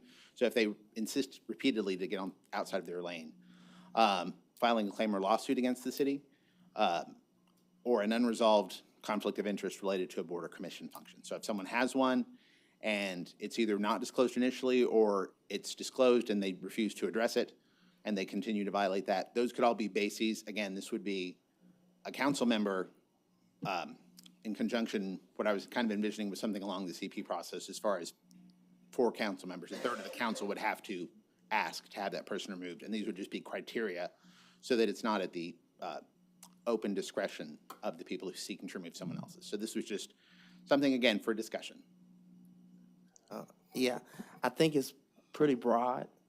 It needs to be narrowed down a little bit, especially when you talk about violations of rules of decorum, because this city has different cultures and way we talk in certain settings, and sometimes your lookout of it as a violation of decorum may be completely different from mine. And so I think there needs to be specifically things, maybe cursing or shouting out loud at a certain level, towards someone in the audience. I mean, I think you need to really, if we're going to put a criteria in there, it shouldn't be broad. I think that's just really broad. Yeah, Go ahead. I agree with Chris. Maybe one suggestion might be similar to what we're just talking about and how it comes back to the council member that appointed is a formal notification process, either by staff or a fellow board member, commission member, to let that particular appointee's council member know, hey, this happened. We just want you to know. And that needs to be a formal process and allow that council member some time to look at it themselves and bring it back then to the city secretary's office or whomever. Because at this point, this does seem a little gray, and maybe that will allow the council member some time to look into it themselves. Because oftentimes that's all you need to do is let them know, and they need to have a conversation with that person so it doesn't rise to a repeat occasion. I agree. Thank you for saying that, because that's along the lines of where I was going with this as well. I think it's probably best practices to have some sort of a formal process for removal in the event that we do have something egregious or, find ourselves in that position, that we make sure that it's fair and equitable in the way that we apply those rules. I think the first step if we're going to have a removal process, I would not be comfortable with that process if it didn't first start with a staff recommendation. So the board chair and then whichever, department oversees that, or, and maybe even something from legal as to, which rules they specifically broke or were alleged to have broken. And I think that report should be transmitted to council first before any discussion is made. What I don't want to see is a CP type process where I can decide that I don't like, Councilman Crane's appointee for whatever reason. And even if we need 3, well, I mean, it's not hard to count to 3 at this table, and it'll be even easier once we get to 11. So I don't want this removal process to be used as a sword in political gamesmanship, or sword fighting amongst council members. And so I would be okay with that, but I think that ultimately the person that needs to make that decision is the council person, not other members of council. It's their appointee. And Councilmember Beck, one of the things we have started doing in our meetings with the staff liaisons, and as well as with a couple of the boards that we've been invited to, and we're going to try to get on the schedules for more of them as we go forward, is just letting the staff and the board members know if you're having an issue. Let the city secretary's office know, because we can be the neutral party, and we might be able to help you resolve it. But if not, then we can communicate that to the appointing council member so that they're aware of it, so you're not taken by surprise, and you can address it. And so we're just, that's kind of a new concept here. And so we're just trying to reinforce, use us as a kind of a communication venue to help kind of resolve some issues that may pop up, and/or let the council members know so that they're not taken by surprise. So that seems to be well received so far. So, as always, you need clarification, Dennis. I know, so sorry. So it sounds like there's a general consensus that we should track whatever criteria we end up with, report that back to the council member who appointed first, so that they're aware and can deal with it. Then, before it progresses any further than that, it would be a staff recommendation regarding the criteria for recommending for removal. But then I think Ms. Beck's proposal was somewhat different than this basis, which is, and I use CP simply for the math, as far as it would be a third of the council. But it would require 4 council members. It sounded like Ms. Beck was saying, no, it would still have to always be the appointing council member. So I don't know if that gets at what the original request of the overall intent was, or if everyone's comfortable with that just being the appointing council member. I mean, I would hope that everyone at this table and anybody that would join us at this table or anybody that would place us at this table would heed a staff report. I mean, if we're receiving an official transmission that says they have, there's some misconduct, and the council person chooses not to replace that, that person on their board or commission, I think that speaks more to the council person's representation of their district, and their voters should act accordingly. I agree with you on that too, and I would say, I think if the behavior got so egregious that other members on the committee were wanting to quit and so other people were going to lose their appointees, I think there's probably a process that we could still bring it up to, even if there was some obstinance from the council member. I mean, if it's becoming a bigger egregious behavior, I'm just asking Dennis for guidance there. And before Dennis I joins agree in, with what you're. I'm also hoping that by developing some training that the board members as well as the staff liaison would go through, some of this will be addressed at that level because they'll have a better understanding of what their role and responsibilities are. And especially for the chair, we're going to develop some training for how to manage a meeting. And so hopefully that will also kind of add some structure where the chair is comfortable of interjecting if there is an issue that arises during a meeting. And you may also consider giving them additional information as board members on who to come to initially if they're concerned. I mean, they can obviously go to their appointing council member. They could come to the city secretary's office and go through this process. So they feel like they're reporting it to someone when they're concerned, because it may be things that are not publicly seen anyway. Yes. Yeah. And so that's one of the conversations we'll have with them is just as staff could report something to me, board members can report if they're having an issue either with a board member or with a staff member. Because either way, we want to be able to identify the problem and see if we can find a resolution to address it. And so that would be the ultimate goal. Thank you. Something that occurs to me as a possibility regarding Mr. Crane's question is, again, if staff's tracking the criteria, whatever the criteria end up being as far as bases for removal, they informally would notify the appointing member, and then after the staff recommendation, we could have something reported at the work session regarding a formal recommendation for removal from staff, and then whether someone acts upon it or not, it's out there for the world to see. That's true. I don't know if that public shaming is what you're going for, but I'm just trying to think of a way of.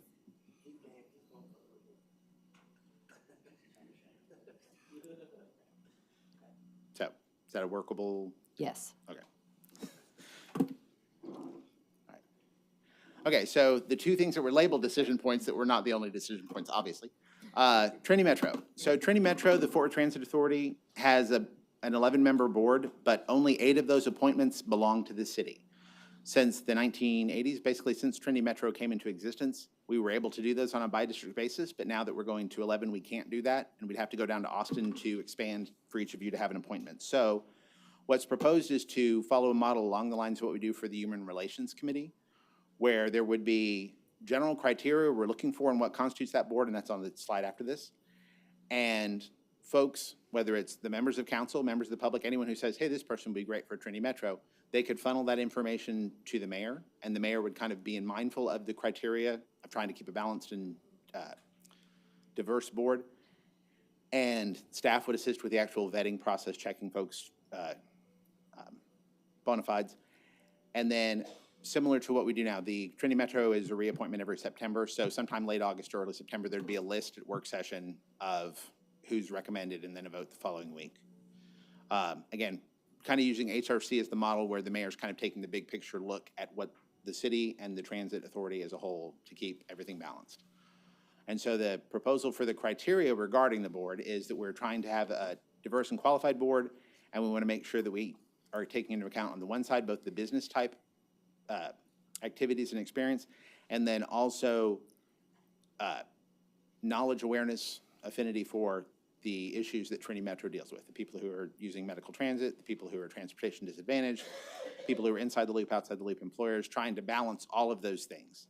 And so those would be the plates that the mayor would be trying to spin and keep balanced, if that's an agreeable proposal, since we can't stick with our current model. I mean, I'll jump in and I think it's important, especially when transit is huge for our city, in which we have a new president that's going into a different direction. And so we don't want to, we want to make sure that whatever we do here, the city supports the Trinity Metro. I don't see it in here, but I know it was just kind of a decision we made, the mayor had made, is having council members sit on there. I don't know if that's still your idea moving forward.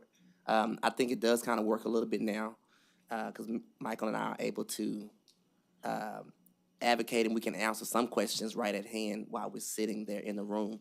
And so I think we still should move with that model. I think this is certainly a conversation that should be maybe in the work session, maybe a couple of times as we lead up to September, having a group discussion about what these names are, who they are, and what their resumes look like. I think the mayor, you're well capable of pointing, but I think we have a group discussion because different east side, southwest, and all that kind of stuff, I think is a great method. So what I'm asking for is a more robust work session, 1 or 2 prior to September reappointment. And if we want to even discuss timeframes, you know, how long serviceship should be. I mean, because do we want to change the member every year versus what we have done as council, reappointed certain people year after year? So just throwing that out there. Yeah, and I think it's going to take a little bit of time to get used to because you're obviously going to have more council members than appointed members on the Trinity Metro Board with our additional council. So we want to make sure that everyone feels like they're having a say in who's being appointed because we don't have, you know, Chris can't appoint some, Elizabeth can't appoint somebody. Maybe one option might be to also utilize our Transportation Mobility Committee and, you know, whatever applications come in, the mayor's office is considering, have them go through that committee so there's more transparency and input there from that committee, and then it can come to the work session broadly. So maybe 2 steps there might be helpful. And then each of you need to kind of think about if you have an individual that's appointed right now, technically you don't each have an appointment next time. And so how do we best communicate that to our individual appointees to make sure it's a citywide approach? And this is going to take some getting used to, at least for now, because we only have that number of appointees. So, Elizabeth? I really like the idea of the mobility subcommittee doing that, just like legislative or courts used to do, judges and whatnot. As someone who sits on that particular committee, I think it would be helpful for those of us that will be making that recommendation. I'm assuming it would be a slate to mayor and council, and helpful to everybody here that we collectively come up with some criteria for what we're looking for on that board. And so if it's highly particularized in the realm of, you know, someone to represent certain quadrants of the city or certain sectors of the city, you know, it's some sort of geographical requirement, maybe much like you do on the HRC. I think it's analogous to that, but I think that would be helpful for that committee to then vet any of those potential names against, and then also because we're not going to have a 1-for-1, I think it's important that those criteria be written down and communicated to everyone at the table so that if your nominee, you know, if your nominee is the one that didn't make it, we can speak to why, and it takes it out of that political process. Yeah. Michael and Jared? I like the quadrant idea. I was gonna also say in the process, it may be helpful, like if, for example, there was quadrants, if council members that overlap in that area were able to submit, letters of support for the committee or whatever body is reviewing these to consider. That way, not only do we have input on the criteria, but we can also vouch in the process for, one or multiple candidates through the Right. process. Thanks for doing this, Dennis, and Mayor for bringing this up. After the last 2 years of serving on the board, I like this idea too, that we're looking at the end users a lot, whether it's hospital districts, et cetera, looking at people that really have a background to serve on that board. They might have a transportation background, et cetera. So we can look at quadrants, et cetera. There's obviously lots of ways we can do this, but I think if we're talking about a really robust transit system, it's more of a global look at what that board looks like and who sits on that board. And we do a lot, and we should continue to do the users that need the system, but we also need to figure out how to reach out to choice riders, because that's what's going to make it more robust overall. So I like this direction that we're going. That's a little more, and we'll figure out what that looks like, what committee it goes to, what it looks like overall. But I like this idea that we're looking at more globally at the system and people sitting on the boards. But we'll see how we'll look forward to this progressing. Thanks, Dennis. All right. And then the last decision point has to do with our boards of adjustment. We currently have technically three. We have Alliance Airport, Commercial, and Residential. The Alliance and Commercial are dual appointees. As I understand it, this is something staff has recommended. Currently, the Commercial Board of Adjustment carries a relatively light docket, and they schedule generally in the mornings.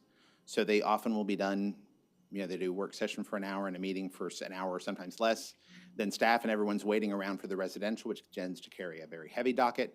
And so then residential is often trying to get through things in a crunched manner. The thought was, if you combine them to one board, the resulting board wouldn't have that much more of a burden, whether you appoint the people who come from commercial or residential, wouldn't be that much greater than what the residential board is currently carrying as far as their workload.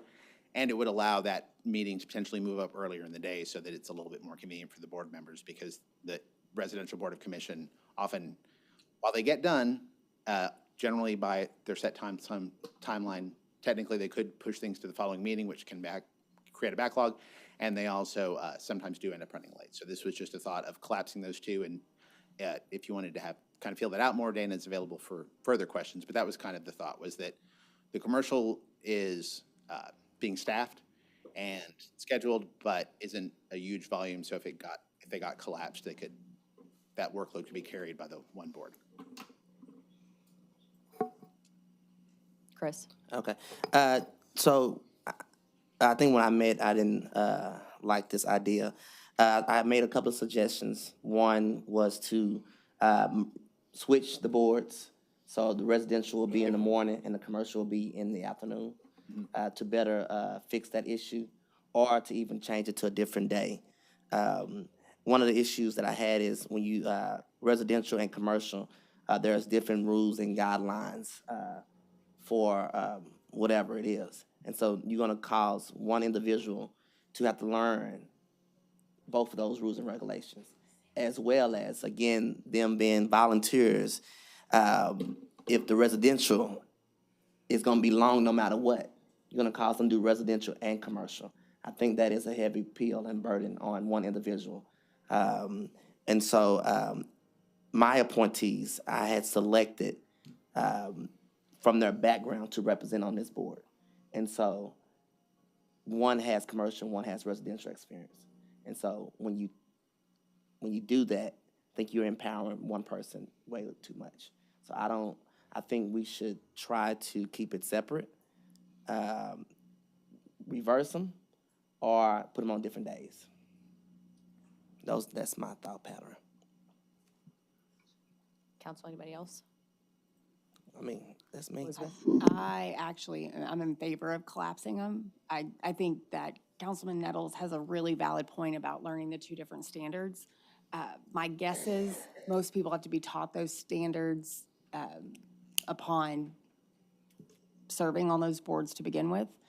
My guess is also, and there's some folks here that maybe can answer those questions Might be looking at one or two right now. But those standards are communicated before a vote is taken, right? Like, we're not just putting folks on boards and then, and saying vote, particularly the BOA, because that's a legislative body. So can you kind of walk us through that discussion? Sure, thank you, Dana Bergdorf. So wanted to let you know that most cities have one Board of Adjustment. Fort Worth is unique in that during the building boom of the early 2000s, we broke it into two, a commercial board and a residential board.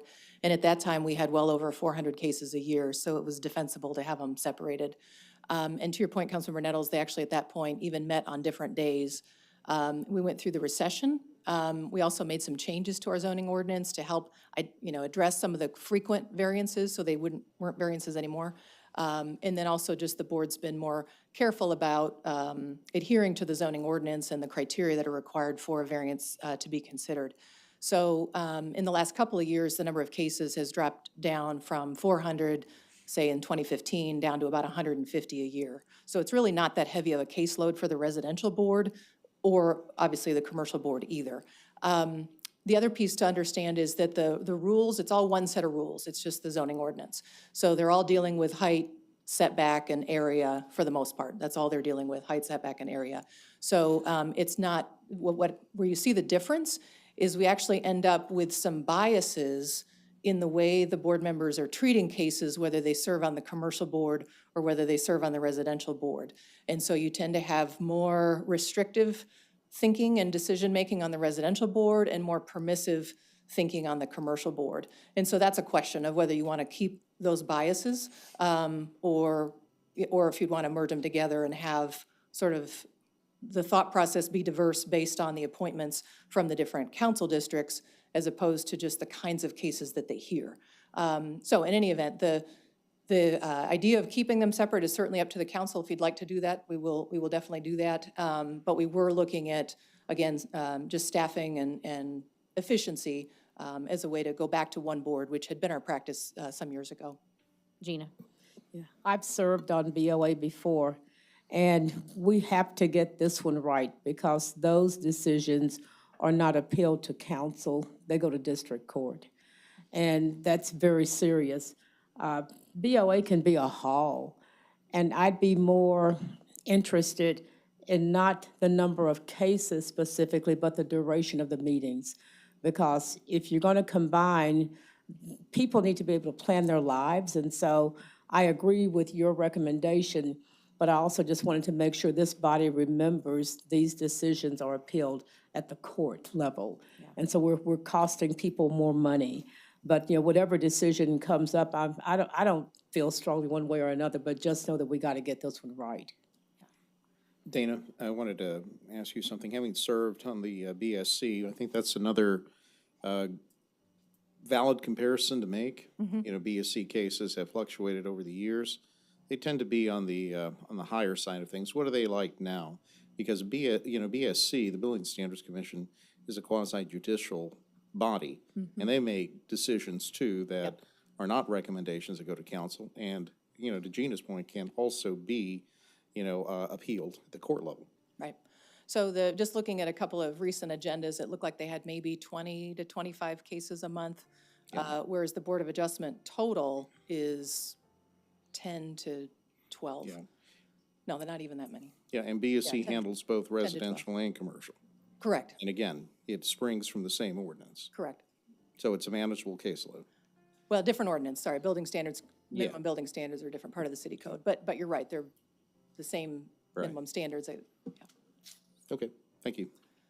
I do want to just jump in and say, although the case load may be different, The time of the meeting. the discussion of the cases is what makes it go longer. So I don't want us to make a decision because the caseload is smaller, because I have talked to my appointee and spent sometimes, at least, I think I told you the last 3 or 4 times, they was there 5 or 6 hours. And sometimes they deal with transportation and trying to get back and forth and picking up kids at 3 o'clock in the afternoon. So I'm just not comfortable with combining them. I don't know if that makes the best sense. But I'm just one vote. Can I count to 3 or 4 here? Say anybody? Gonna make Dennis Alan? nervous. So I will just actually echo Chris and Gina's concerns. I have reservations about combining for the reasons already mentioned. This is quasi-judicial. I think we need to find a way to keep these meetings shorter, keep people fresher, because the decisions are so important. I would look at and see if there's ways maybe to coach the BOA residential a little bit so they can tighten up their meetings and tighten up their discussion, and that may make those a little less burdensome as well. But I would exercise real caution in making dramatic changes here. I'll be the fourth. So I think there's a way to maybe combine some concerns. I think what Gina said is most poignant. This is probably, at least in my experience at City Hall, these boards of adjustment meetings, when something happens, usually the most contentious and high profile because they're say the word for me, judicial. There we go, spit it out.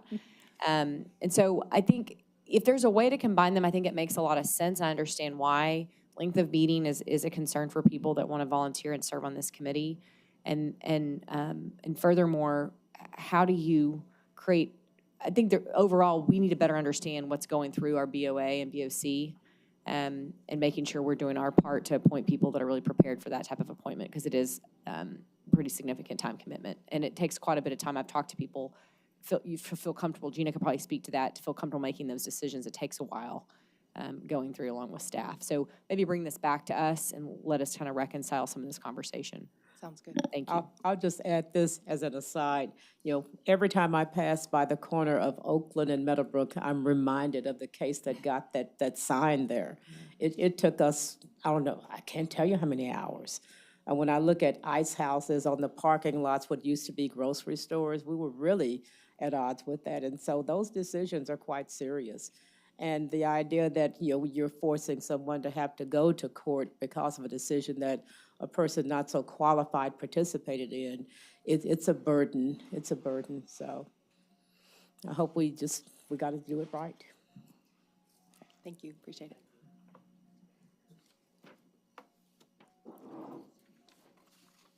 So that was it. As far as the presentation goes, I will get something drafted up and circulated out for folks to weigh in on, particularly on the attendance and some of the other issues that were points of discussion. It sounds like that draft will not include BOA at this point. Thank you, Dennis. Appreciate you. Okay. Lost my place in line. Sorry, y'all. Next up is an update on litter abatement activity and street sweeping. Brandon, you're not Cody Wittenberg. Hello. I know. Lauren and I are giving the presentation today. I've been on medical leave, and we weren't sure if I would be back. And I told Cody not to worry about it and not thinking about today's agenda and him being listed. However, I will say, I think in the future updates, we should get both Cody and Jim Kiesel from Solid Waste. Today's my day to brag about them and all the other departments, and I think it was a great opportunity moving forward for them to brag about their staff and their accomplishments. So this will probably be my last litter and solid waste update for you, and the rest we'll be giving down to Cody and James. So thank you for having me here today to give this, because there's lots of things to brag about. As you know, as part of the fiscal year 23 budget strategy, the city manager set a very clear course that we were going to have a safe and clean community, and we made a number of improvements in the budget in order to do that. In the case of litter, we took a fee increase in the environmental fund to add some additional staff, including contracted litter crews, equipment operators, auditors, to make sure that our contracted crews are doing their job. And then we added some water quality experts, and I got a couple of good slides here down the road to kind of talk about why it's important to have water quality folks in with litter, because everything that starts on the street that doesn't get picked up goes into the storm sewer and ends up in our lakes and our streams and places like that. Important to all of this was that we wanted to make it where we had a goal of measurable and noticeable results by the second quarter. And we actually had a lot of these done by the first quarter, but we consolidated both the first and the second quarter into today's report. And in that, maybe some high-level good news for you, or just news for you is, we implemented the new program on October the 1st. So in the first 11 days of this budget cycle, we had already gotten a contract in place with a private street sweeping outfit to start sweeping the streets. And I will tell you, I see the street sweepers. Many of you around the table, if not all of you, have seen the street sweepers. It's a very visible thing that people get real happy about. You know, we keep talking about having a game where you spot the street sweeper and you get a bingo card and get a line in a row and you win. We'll figure out how to do that. And then by the 25th of October, we had in place our Upspire Litter Crew abatement plan and contracts. That calls for 10 crews. This is where we use folks that are either homeless, at risk of being homeless, or at risk. It could be people that are prior offenders that are just getting out of jail or because of prior offenses or having a hard time finding jobs. That this is a great program to introduce them to a work environment and succeed. So it not only gets the litter picked up, but provides a path to a much better life for the workers that are involved in the program. We have a couple of special quarterly events that we do. First quarter, we were able to hit Polytechnic Heights and Carter Riverside. And these are ones where, you know, one of the benefits of having environmental, solid waste, and code all in a single department is those are the three big litter departments. Code does the private property, solid waste does a lot of the pickup or contracted with the lit up, and then you have environmental who does a lot of the policy and education. So we were able to use the code officers and get that synergy of working with the neighborhood folks to get volunteers to come out. Many of you, I know, Council Member Williams, that, you know, we have the Dr. J stuff out in the neighborhoods and cleaning things up. And we would encourage any and all of you to work with us to have additional cleanups in your area. But I'll tell you, we're already out there doing it and we'll continue to do it. I'll tell you what's really cool is when we did this, there was a lot of departments that stepped up to help us. Parks and Recreation was one of them. You know, they mow during the spring, the summer, and the fall. And as part of mowing, they also pick up the litter on the medians that they're mowing. But in the wintertime, when they're not mowing, the litter's not getting picked up. So they have worked with their contractors to go ahead and work through the winter months. And when there's not mowing that needs to be done, then they're picking up the litter. And that was a great idea on their part, and it's working real well. We did implement the new rates on January 1st, so I had 3 months of educating the public, and these, of course, hit residential, commercial, and industrial customers. There were some questions that came up, but I wouldn't say there was a lot of questions. It was more about what is the fee and what it's paying for, and once we explained to them it had been since 1995 since the rate was increased and that we're working on litter and cleaning up the city, people got behind that real quick. Abandoned shopping carts, you know, we just had that approval not too long ago. It goes into effect July 1st. We're already getting a lot of input from neighborhoods and concerns and working with us to make sure that we're educating the stores in their area and working towards having a more compliant store base, number one, and then number two, for those that aren't complying, to get them in order in very short fashion.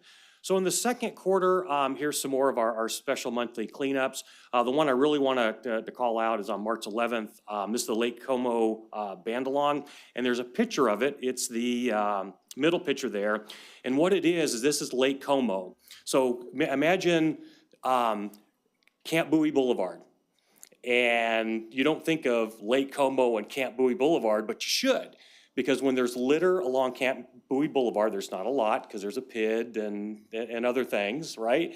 But there is litter. When it goes into the storm sewer, it goes through all those points, and where does it end up? Lake Como.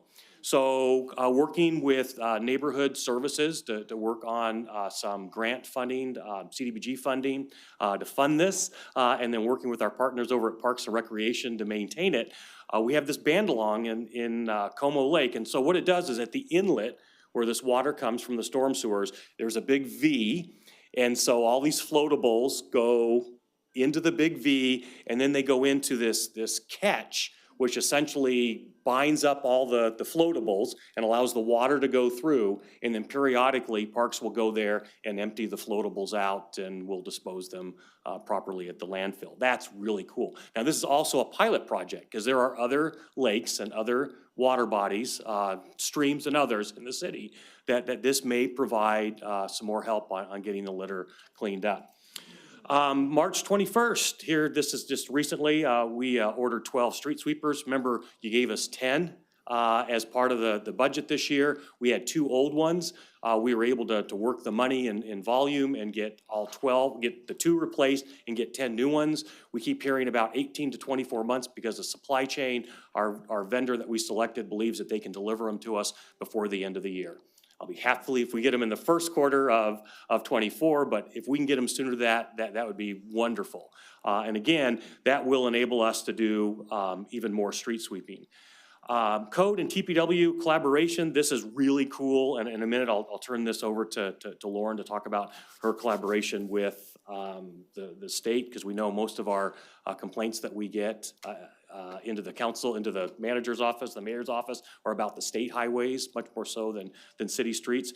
But one of the things that we found out was when we started putting the contractor street sweepers out there is we haven't been street sweeping.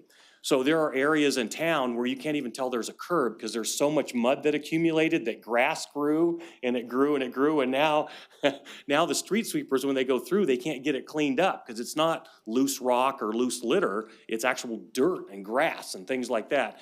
So we're using our equipment operators that would drive the street sweepers that we don't have yet. We're using them to work with TPW to borrow their equipment. So when they have skid loaders and other equipment that they are not using, we pick it up and then we go and we use that to clean out the big dirt and the big debris that's in the gutter so that the street sweepers can do a better job as they go around. That's awesome. And then of course the Cowtown cleanup. We had 5,300 volunteers this year. That's really good. It's not as well as pre-pandemic. I think we were around 7,000 pre-pandemic, but that's one of those things where we did it every year, year after year, and it was handed down generation to generation. And then we had that pandemic lapse, and then there's that break. And so it'll take us probably a couple years to get those numbers back up. This is a really cool slide. I'm not going to go over all the numbers. I'll go over the top one. 7,344,000 pounds collected to date since October 1st, this fiscal year. That's a lot. So if you look at last year, for the whole year, we were between 3.5 and 4 million pounds. So we've doubled it already in the first 6 months, and we've just ramped up. Now we're getting into the summer months, we'll be doing even more of that. Our goal was 11,500,000 pounds for the year. We believe we'll more than exceed that. So we're ahead of where we benchmark and where we thought we would be. And to some degree, and I'll talk about this again here in a little bit, but to some degree, some of that is because of the number of illegal campsites. So remember, as part of your budget, we added a second HOPE team to deal with some of the homeless camps and homeless dumping and litter and things like that, because they're getting to more of the camps and they're getting to them more frequently. That means we're doing more cleanup. So that means more pounds of cleanup, more litter. In the long run, what we should see is that will drop off, right? Because there won't be these big camps that will be there for a longer period of time, generating the amount of waste that they have in the past. This is really cool. This was staff driven. So when we got all these new resources, instead of doing this point to point where someone calls and complains and we go, or one day of the week we go here, the next day of the week we go there. What staff did is they came up with this quadrant. So it's broken up into 4 quadrants. So Monday through Thursday, based on the different colors in each quadrant, that's where we put our contract crews, our street sweepers, we focus our illegal dumping crews and people like that. And the reason why we do it is we go into these areas, we do this big cleanup to the best of our ability on that day, and then they move to the next quadrant the next day. But the quadrant they just cleaned up, that's where we put our litter auditors and inspectors, and they go through and say what got missed by the contractors or what wasn't on the list to begin with, what's new, maybe it's a one-time thing, things like that. And then on Friday, we can send the crews back to these hot spots that either got missed or new spots that we need to get on top of. That's really cool. And then what we'll do is, as we grow our resources, is that we will work with volunteer groups and others to help be our volunteer spotters in these areas, to help us with contract compliance and making sure that we get these areas clean. On a month-to-month basis, I mean, remember, this isn't like annual, this is month-to-month. So what we have on the ground every month. So in '22, we had 3 team contracted crews on the ground. We currently have 9, and we're budgeted for 10. It's a staffing issue, just like other staffing issues, or we'd already be at 10. We're working towards getting there. One of the things I'll call out is, for the matter of time, is go all the way over to the street sweeper graphic, miles cleaned. We were doing 580 miles with our 2 street sweepers that we had. With our contract, this is just the amount of money that we could afford. We've now more than doubled that to 1,600. And our goal was to get up to 6,380. What's kind of cool about this is the next slide over is the tons collected by the street sweepers. So with 2 street sweepers, we were picking up about 14 tons a month. With our contractor, we've jumped to 156 tons. That is a lot. And we thought we were only going to get about 84 tons. One of the reasons why it's so high is we're having to drive some of these roads 2 and 3 times before we move to a new road, and it's because they haven't been swept before. So even in areas where it's not muddy and vegetation, there's still a lot of gravel and dead debris and things like that that are having to be picked up. So it shows that our contractors are working. It shows that we're picking it up, and it shows that we're very serious about moving this to the next level each quarter moving forward. So with that, I'll hand this off to Lauren. I guess, do you want to come over here, Lauren, or do you want me to move the slide for you? Just please move the slide. So in short, we're really attacking this problem as a team with TxDOT, and this starts with regular communication and quarterly meetings. So how it works is our staff reports litter to TxDOT, and the response time is measured. It's typically between 1 and 3 days. So we are that direct link to TxDOT. 6 code staff members are driving 11 routes during their typical duties and reporting back issues to the team. Next slide. So TxDOT is using a street sweeper contract to visit roadways a minimum of 4 times and up to 12 times per year. So TxDOT also pays for a weekly debris removal. So currently TxDOT will pick up anything larger than a cell phone on the highway system. We're currently working as a team to efficiently utilize our budget, increase the budget, and raise the standard of care. So it's also important that we look for root causes like adjacent properties, not containing and disposing of trash properly that would blow onto the highway system.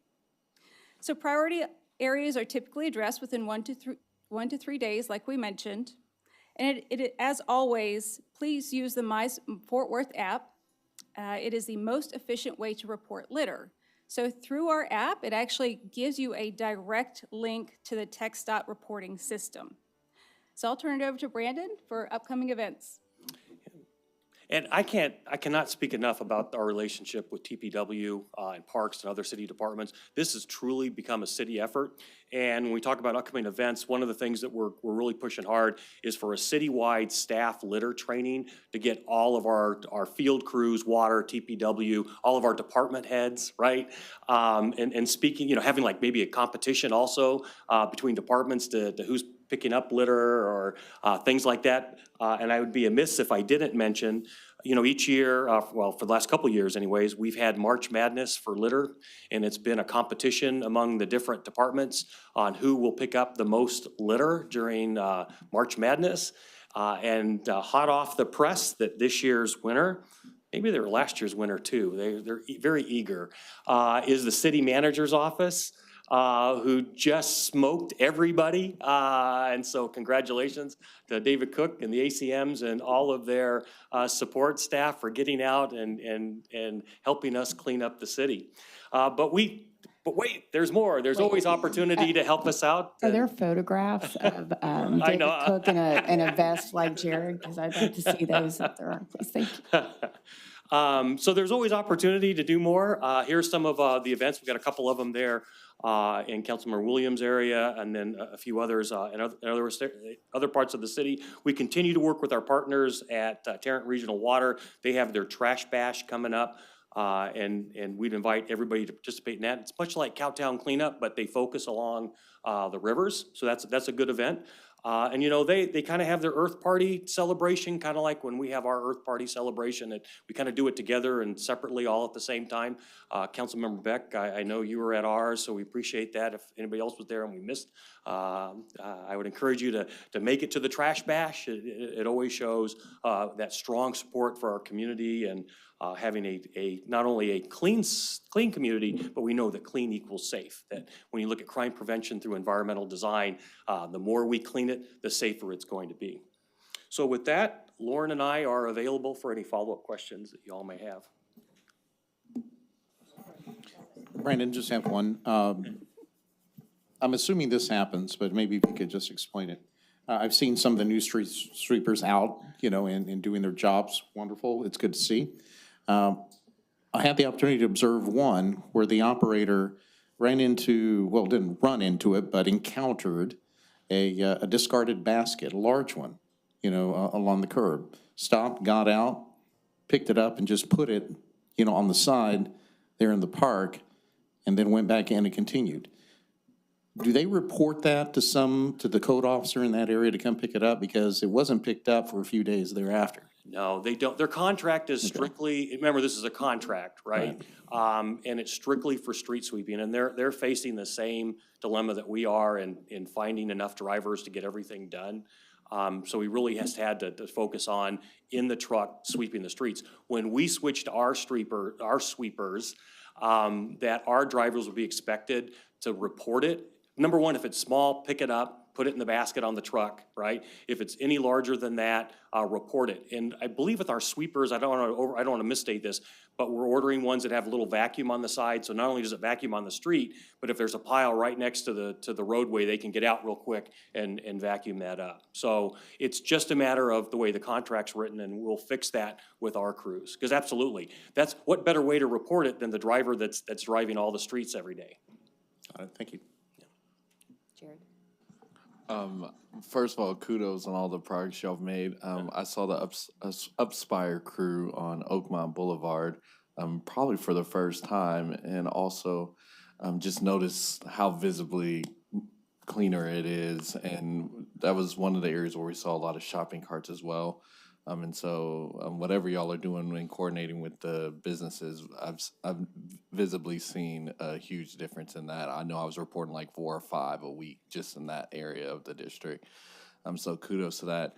I think I just want to say on the record, I think it's really important for our residents also to use My Fourth app. It's really, really helpful in helping y'all know where to clean. I tell our residents all the time, you know, we all have a role to play, and if you let us know where it is, we can do something about it. But if we don't know, then it's going to still be there unless you do something about it, right? And so that's really important. And then also, folks participating in these community events, they do get the tools, correct? Correct. Well, gloves, continue to do the work. Yeah. Coordinate with us. Like these were already coordinated, so they'll be ready. But, you know, if anybody wants to do a cleanup in their neighborhood, coordinate with us. We'll provide gloves, bags, the little picker-upper things. You know, we want to help people be successful in their neighborhood. We want the stakeholders to help us with this, and we think that's the long-term success of this program is going to be building the capacity of the community, right, to not litter in the first place, and when litter does occur, to clean it up early, and that which they can't get to report to us, and we'll supplement that. It's not for us to try to always just clean up the litter that people continually dump, right, or to not have help from the community. Absolutely. And then the other thing I would say is I know there's a lot of community events that are happening, litter cleanups, and that's really, really great. And I know our offices have coordinated. I would love to continue to be in the loop on events that are outside the ones that we do so that we can promote those as well on our platforms to help get our residents, you know, engaged and involved in the fun of cleaning our community. Yep. And I appreciate you mentioning the app again. And you know, Lauren mentioned it. One of the nice things about the app is that for people that don't know, we just tell, use the app. When they're reporting stuff that's on a state highway, there's actually a link there that sends them to the TxDOT program where they can report it right to TxDOT. And I'll tell you, it works. When citizens get their complaint directly to TxDOT, that speaks to TxDOT, that says, we're fed up, right, with the litter on this highway or this area or for this amount of time, whatever it is that they're angry about. It's good for TxDOT to hear from them directly as opposed to it coming to the city and another city agency just taking that and giving them the Reader's Digest version. To that regard, I have to compliment Lauren and her staff. Michael Landvik. He works with TxDOT all the time. He's become a source for us to go to. We've done it on with South Point Construction with the new Southeast Connector project and homeless camps and things like that they're facing. And I will tell you, in that relationship, with TxDOT, they have a new contract auditor, because it's not that TxDOT goes and cleans it up themselves. They rely on contractors. And a key piece to the contractors is you've got to make sure you're holding your contractors accountable to do what it is they're supposed to be doing. And so we're seeing some improvement there, and it's got us real excited that we'll be able to see even more moving down the road. Well, and on that note, TxDOT is currently rebidding all of their contracts, so we should see a different level of service coming soon. That's good. And then just one last question. If residents are unsure whether or not it's a TxDOT highway, they can still report it either way, and y'all are communicating back and Send forth. it, when in doubt, Okay. send it to us, Okay. absolutely, Okay, good. right? Thank you. Yeah. Any other questions, council? This is awesome. Thank you very much for your hard work Yeah, and for thank you. all the departments doing this. David, this is it's really good stuff. Yes, thank you. Okay, we have one more. We're going to report on municipal election 2023 outreach update with Michelle Goot and Renee.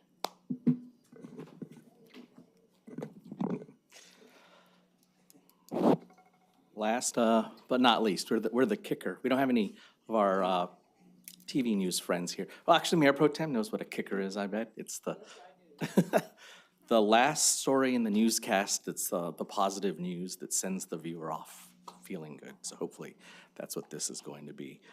So if you haven't heard, we have this election coming up in a few weeks. And we want to share some components of our communication and engagement plan. The whole point is to encourage civic engagement and voter turnout in an unbiased way, to present information that voters are going to need to make their choice. And I just want to give a shout out to some of our team members that have worked really collaboratively on this. As you'll see, our graphic designer designing the look and feel for the campaign, our web coordinator, our one web coordinator, our engagement folks who have visited a lot of organizations that are impacted by our rezoning, and then our communications folks for the placement of these ads and research into how much it may cost for some of the ad buys you're going to hear, and you're going to see some of the collateral, and then also thanks to Michelle. So this is kind of a follow-up of the February IR that we gave to council. We just wanted to go back and revisit some of the messages that we wanted to share, and then update you on some of the tools that we've implemented. So this was the primary messages that we had in mind when we approached this, which was to educate the residents on the new council districts, direct residents to information, and provide a timeline. And then another reminder, this was the chart that was included in the IR, and this is just to remind you that 36.4% of the residents are actually impacted by the shift in districts with this election.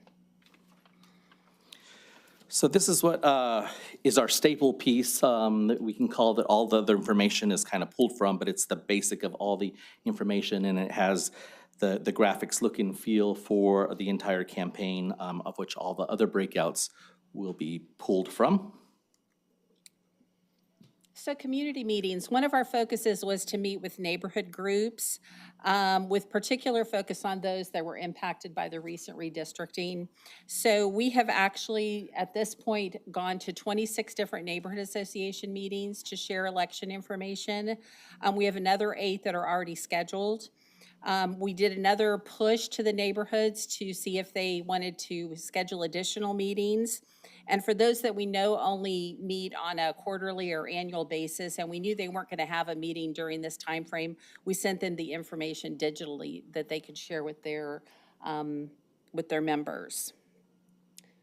During the meetings, we do the handout, but we also demonstrate some of the tools that are on the website so that people can use that themselves to find information, but also find out where their new district is. And these are some of the ways that we're sharing it through our city channels, city news, roundup, social media. We're doing our regular posts, but we're also boosting posts. We're doing Nextdoor, and that's for the targeted messages for impacted neighborhoods, and then sharing with our partner organizations.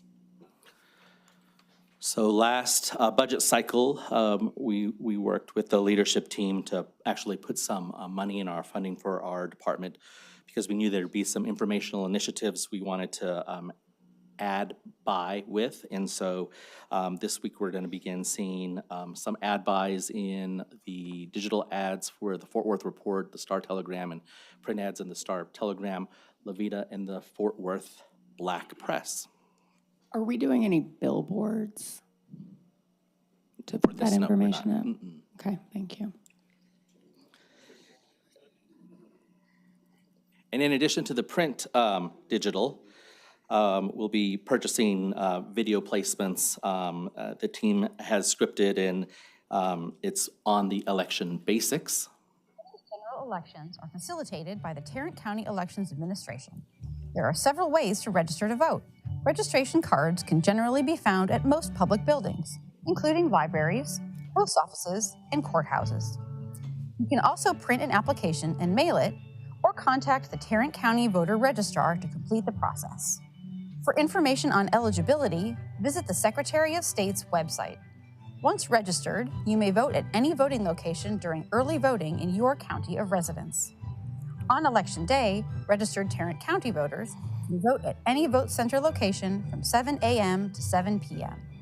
For specific information on registering to vote, finding voting locations, or casting your ballot, please visit tarrantcounty.com/elections or call 817-884-1111.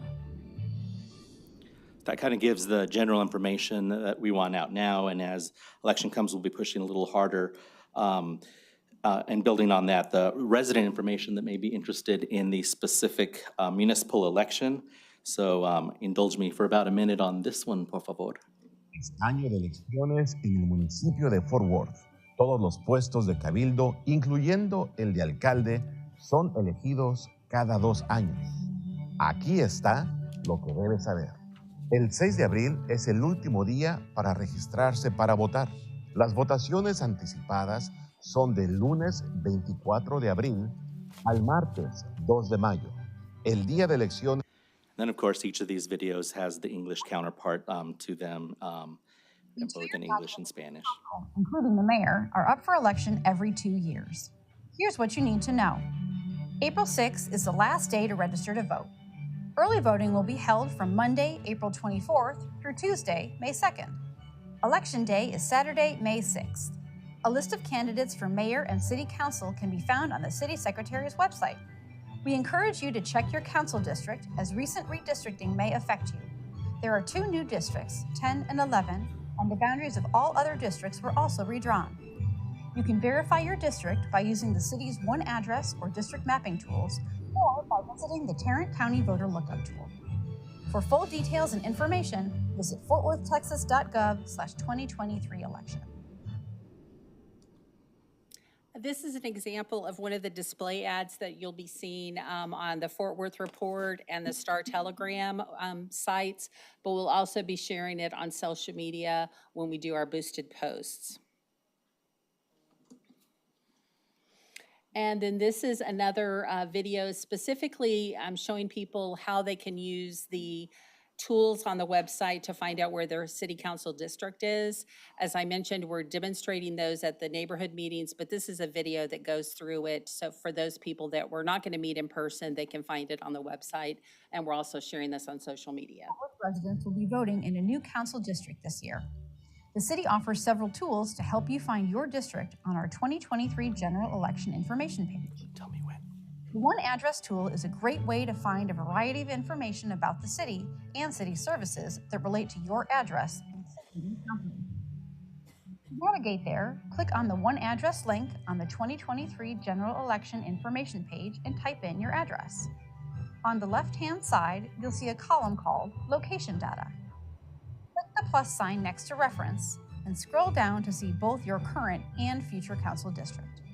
The district listed under Future is the district you'll be voting in for the 2023 general election. You can also use the city's interactive district mapping tool. The map shows the city's boundaries and council districts. In the center of the page is line. Drag from left to right to view the current and future council districts. Current districts are labeled with a white number, and future districts are labeled with black text that says Future. Zooming in will allow you to see the boundaries of neighborhood organizations. To easily view a specific location, such as your home, type the address into the search bar in the upper left-hand corner and zoom to that location. If you're a registered voter in Tarrant County, you can also use the county's voter lookup tool. Enter your name and date of birth to view countywide election information, including your city council, school district, county, state, water district, and U.S. districts, to name a few. For additional details, election information, and links to all of these tools, visit fortworthtexas.gov/2023election. And then I wanted to real quick, we tried to make the website kind of a one-stop shop for everything having to do with the election. So I just wanted to show you all that in case you haven't had a chance to see it. We have the flyers available for people to download. Here's the tools that we went over in the video: the One Address, the district mapping tool, which is my favorite, and the Tarrant County voter lookup.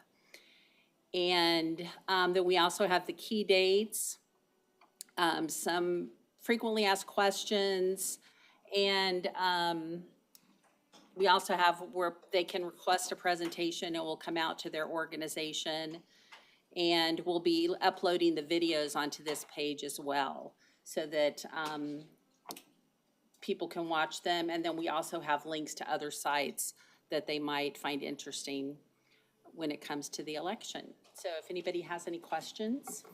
We'll just say real fast, for anybody that's either a fan of the election, fan of Tay-Tay, they started running today, and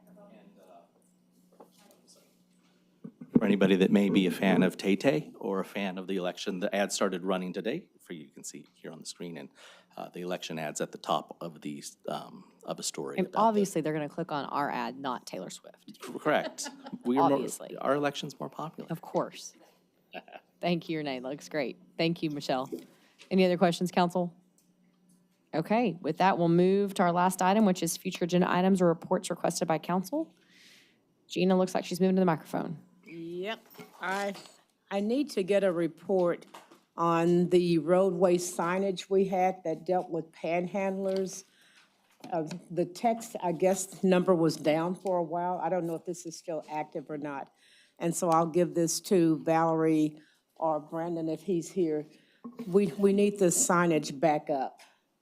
And if it's not in my area where it needs to be, East Chase and I-30. So have y'all seen these? Okay. Well, maybe a panhandler took mine, but I do want to report on it and to see just what's going on with it. Is it helping or what? That's all. Jared?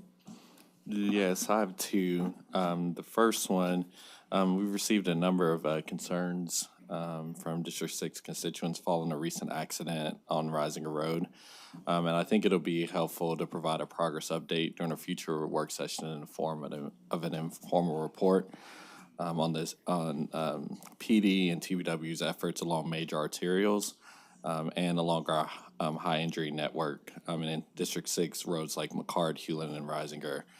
And specifically to address high-speed traffic, reckless driving, street racing, donuts, that kind of thing.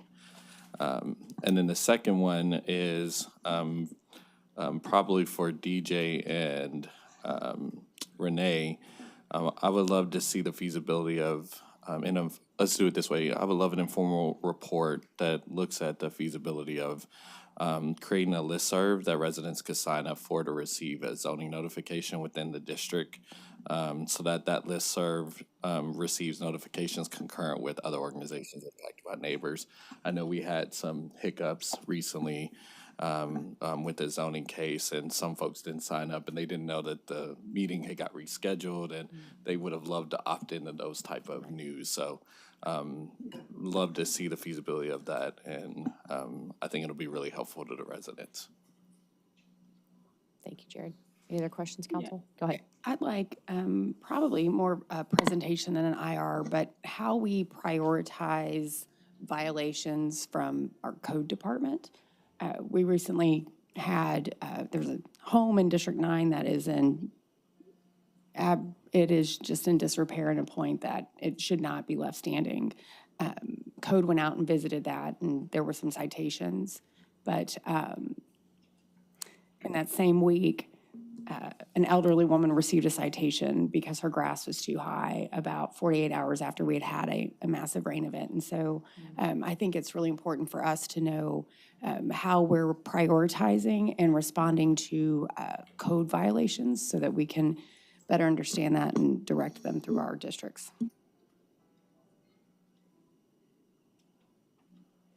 Any others, council? Okay. With that, we'll adjourn until 6. Oh, go ahead, Gina. Jared reminded me of this. I'm still waiting on a report from staff about a mapping tool so that when people are signing up to speak at zoning cases, we know where they live. And that's something that I think DJ and Jeanette were looking at.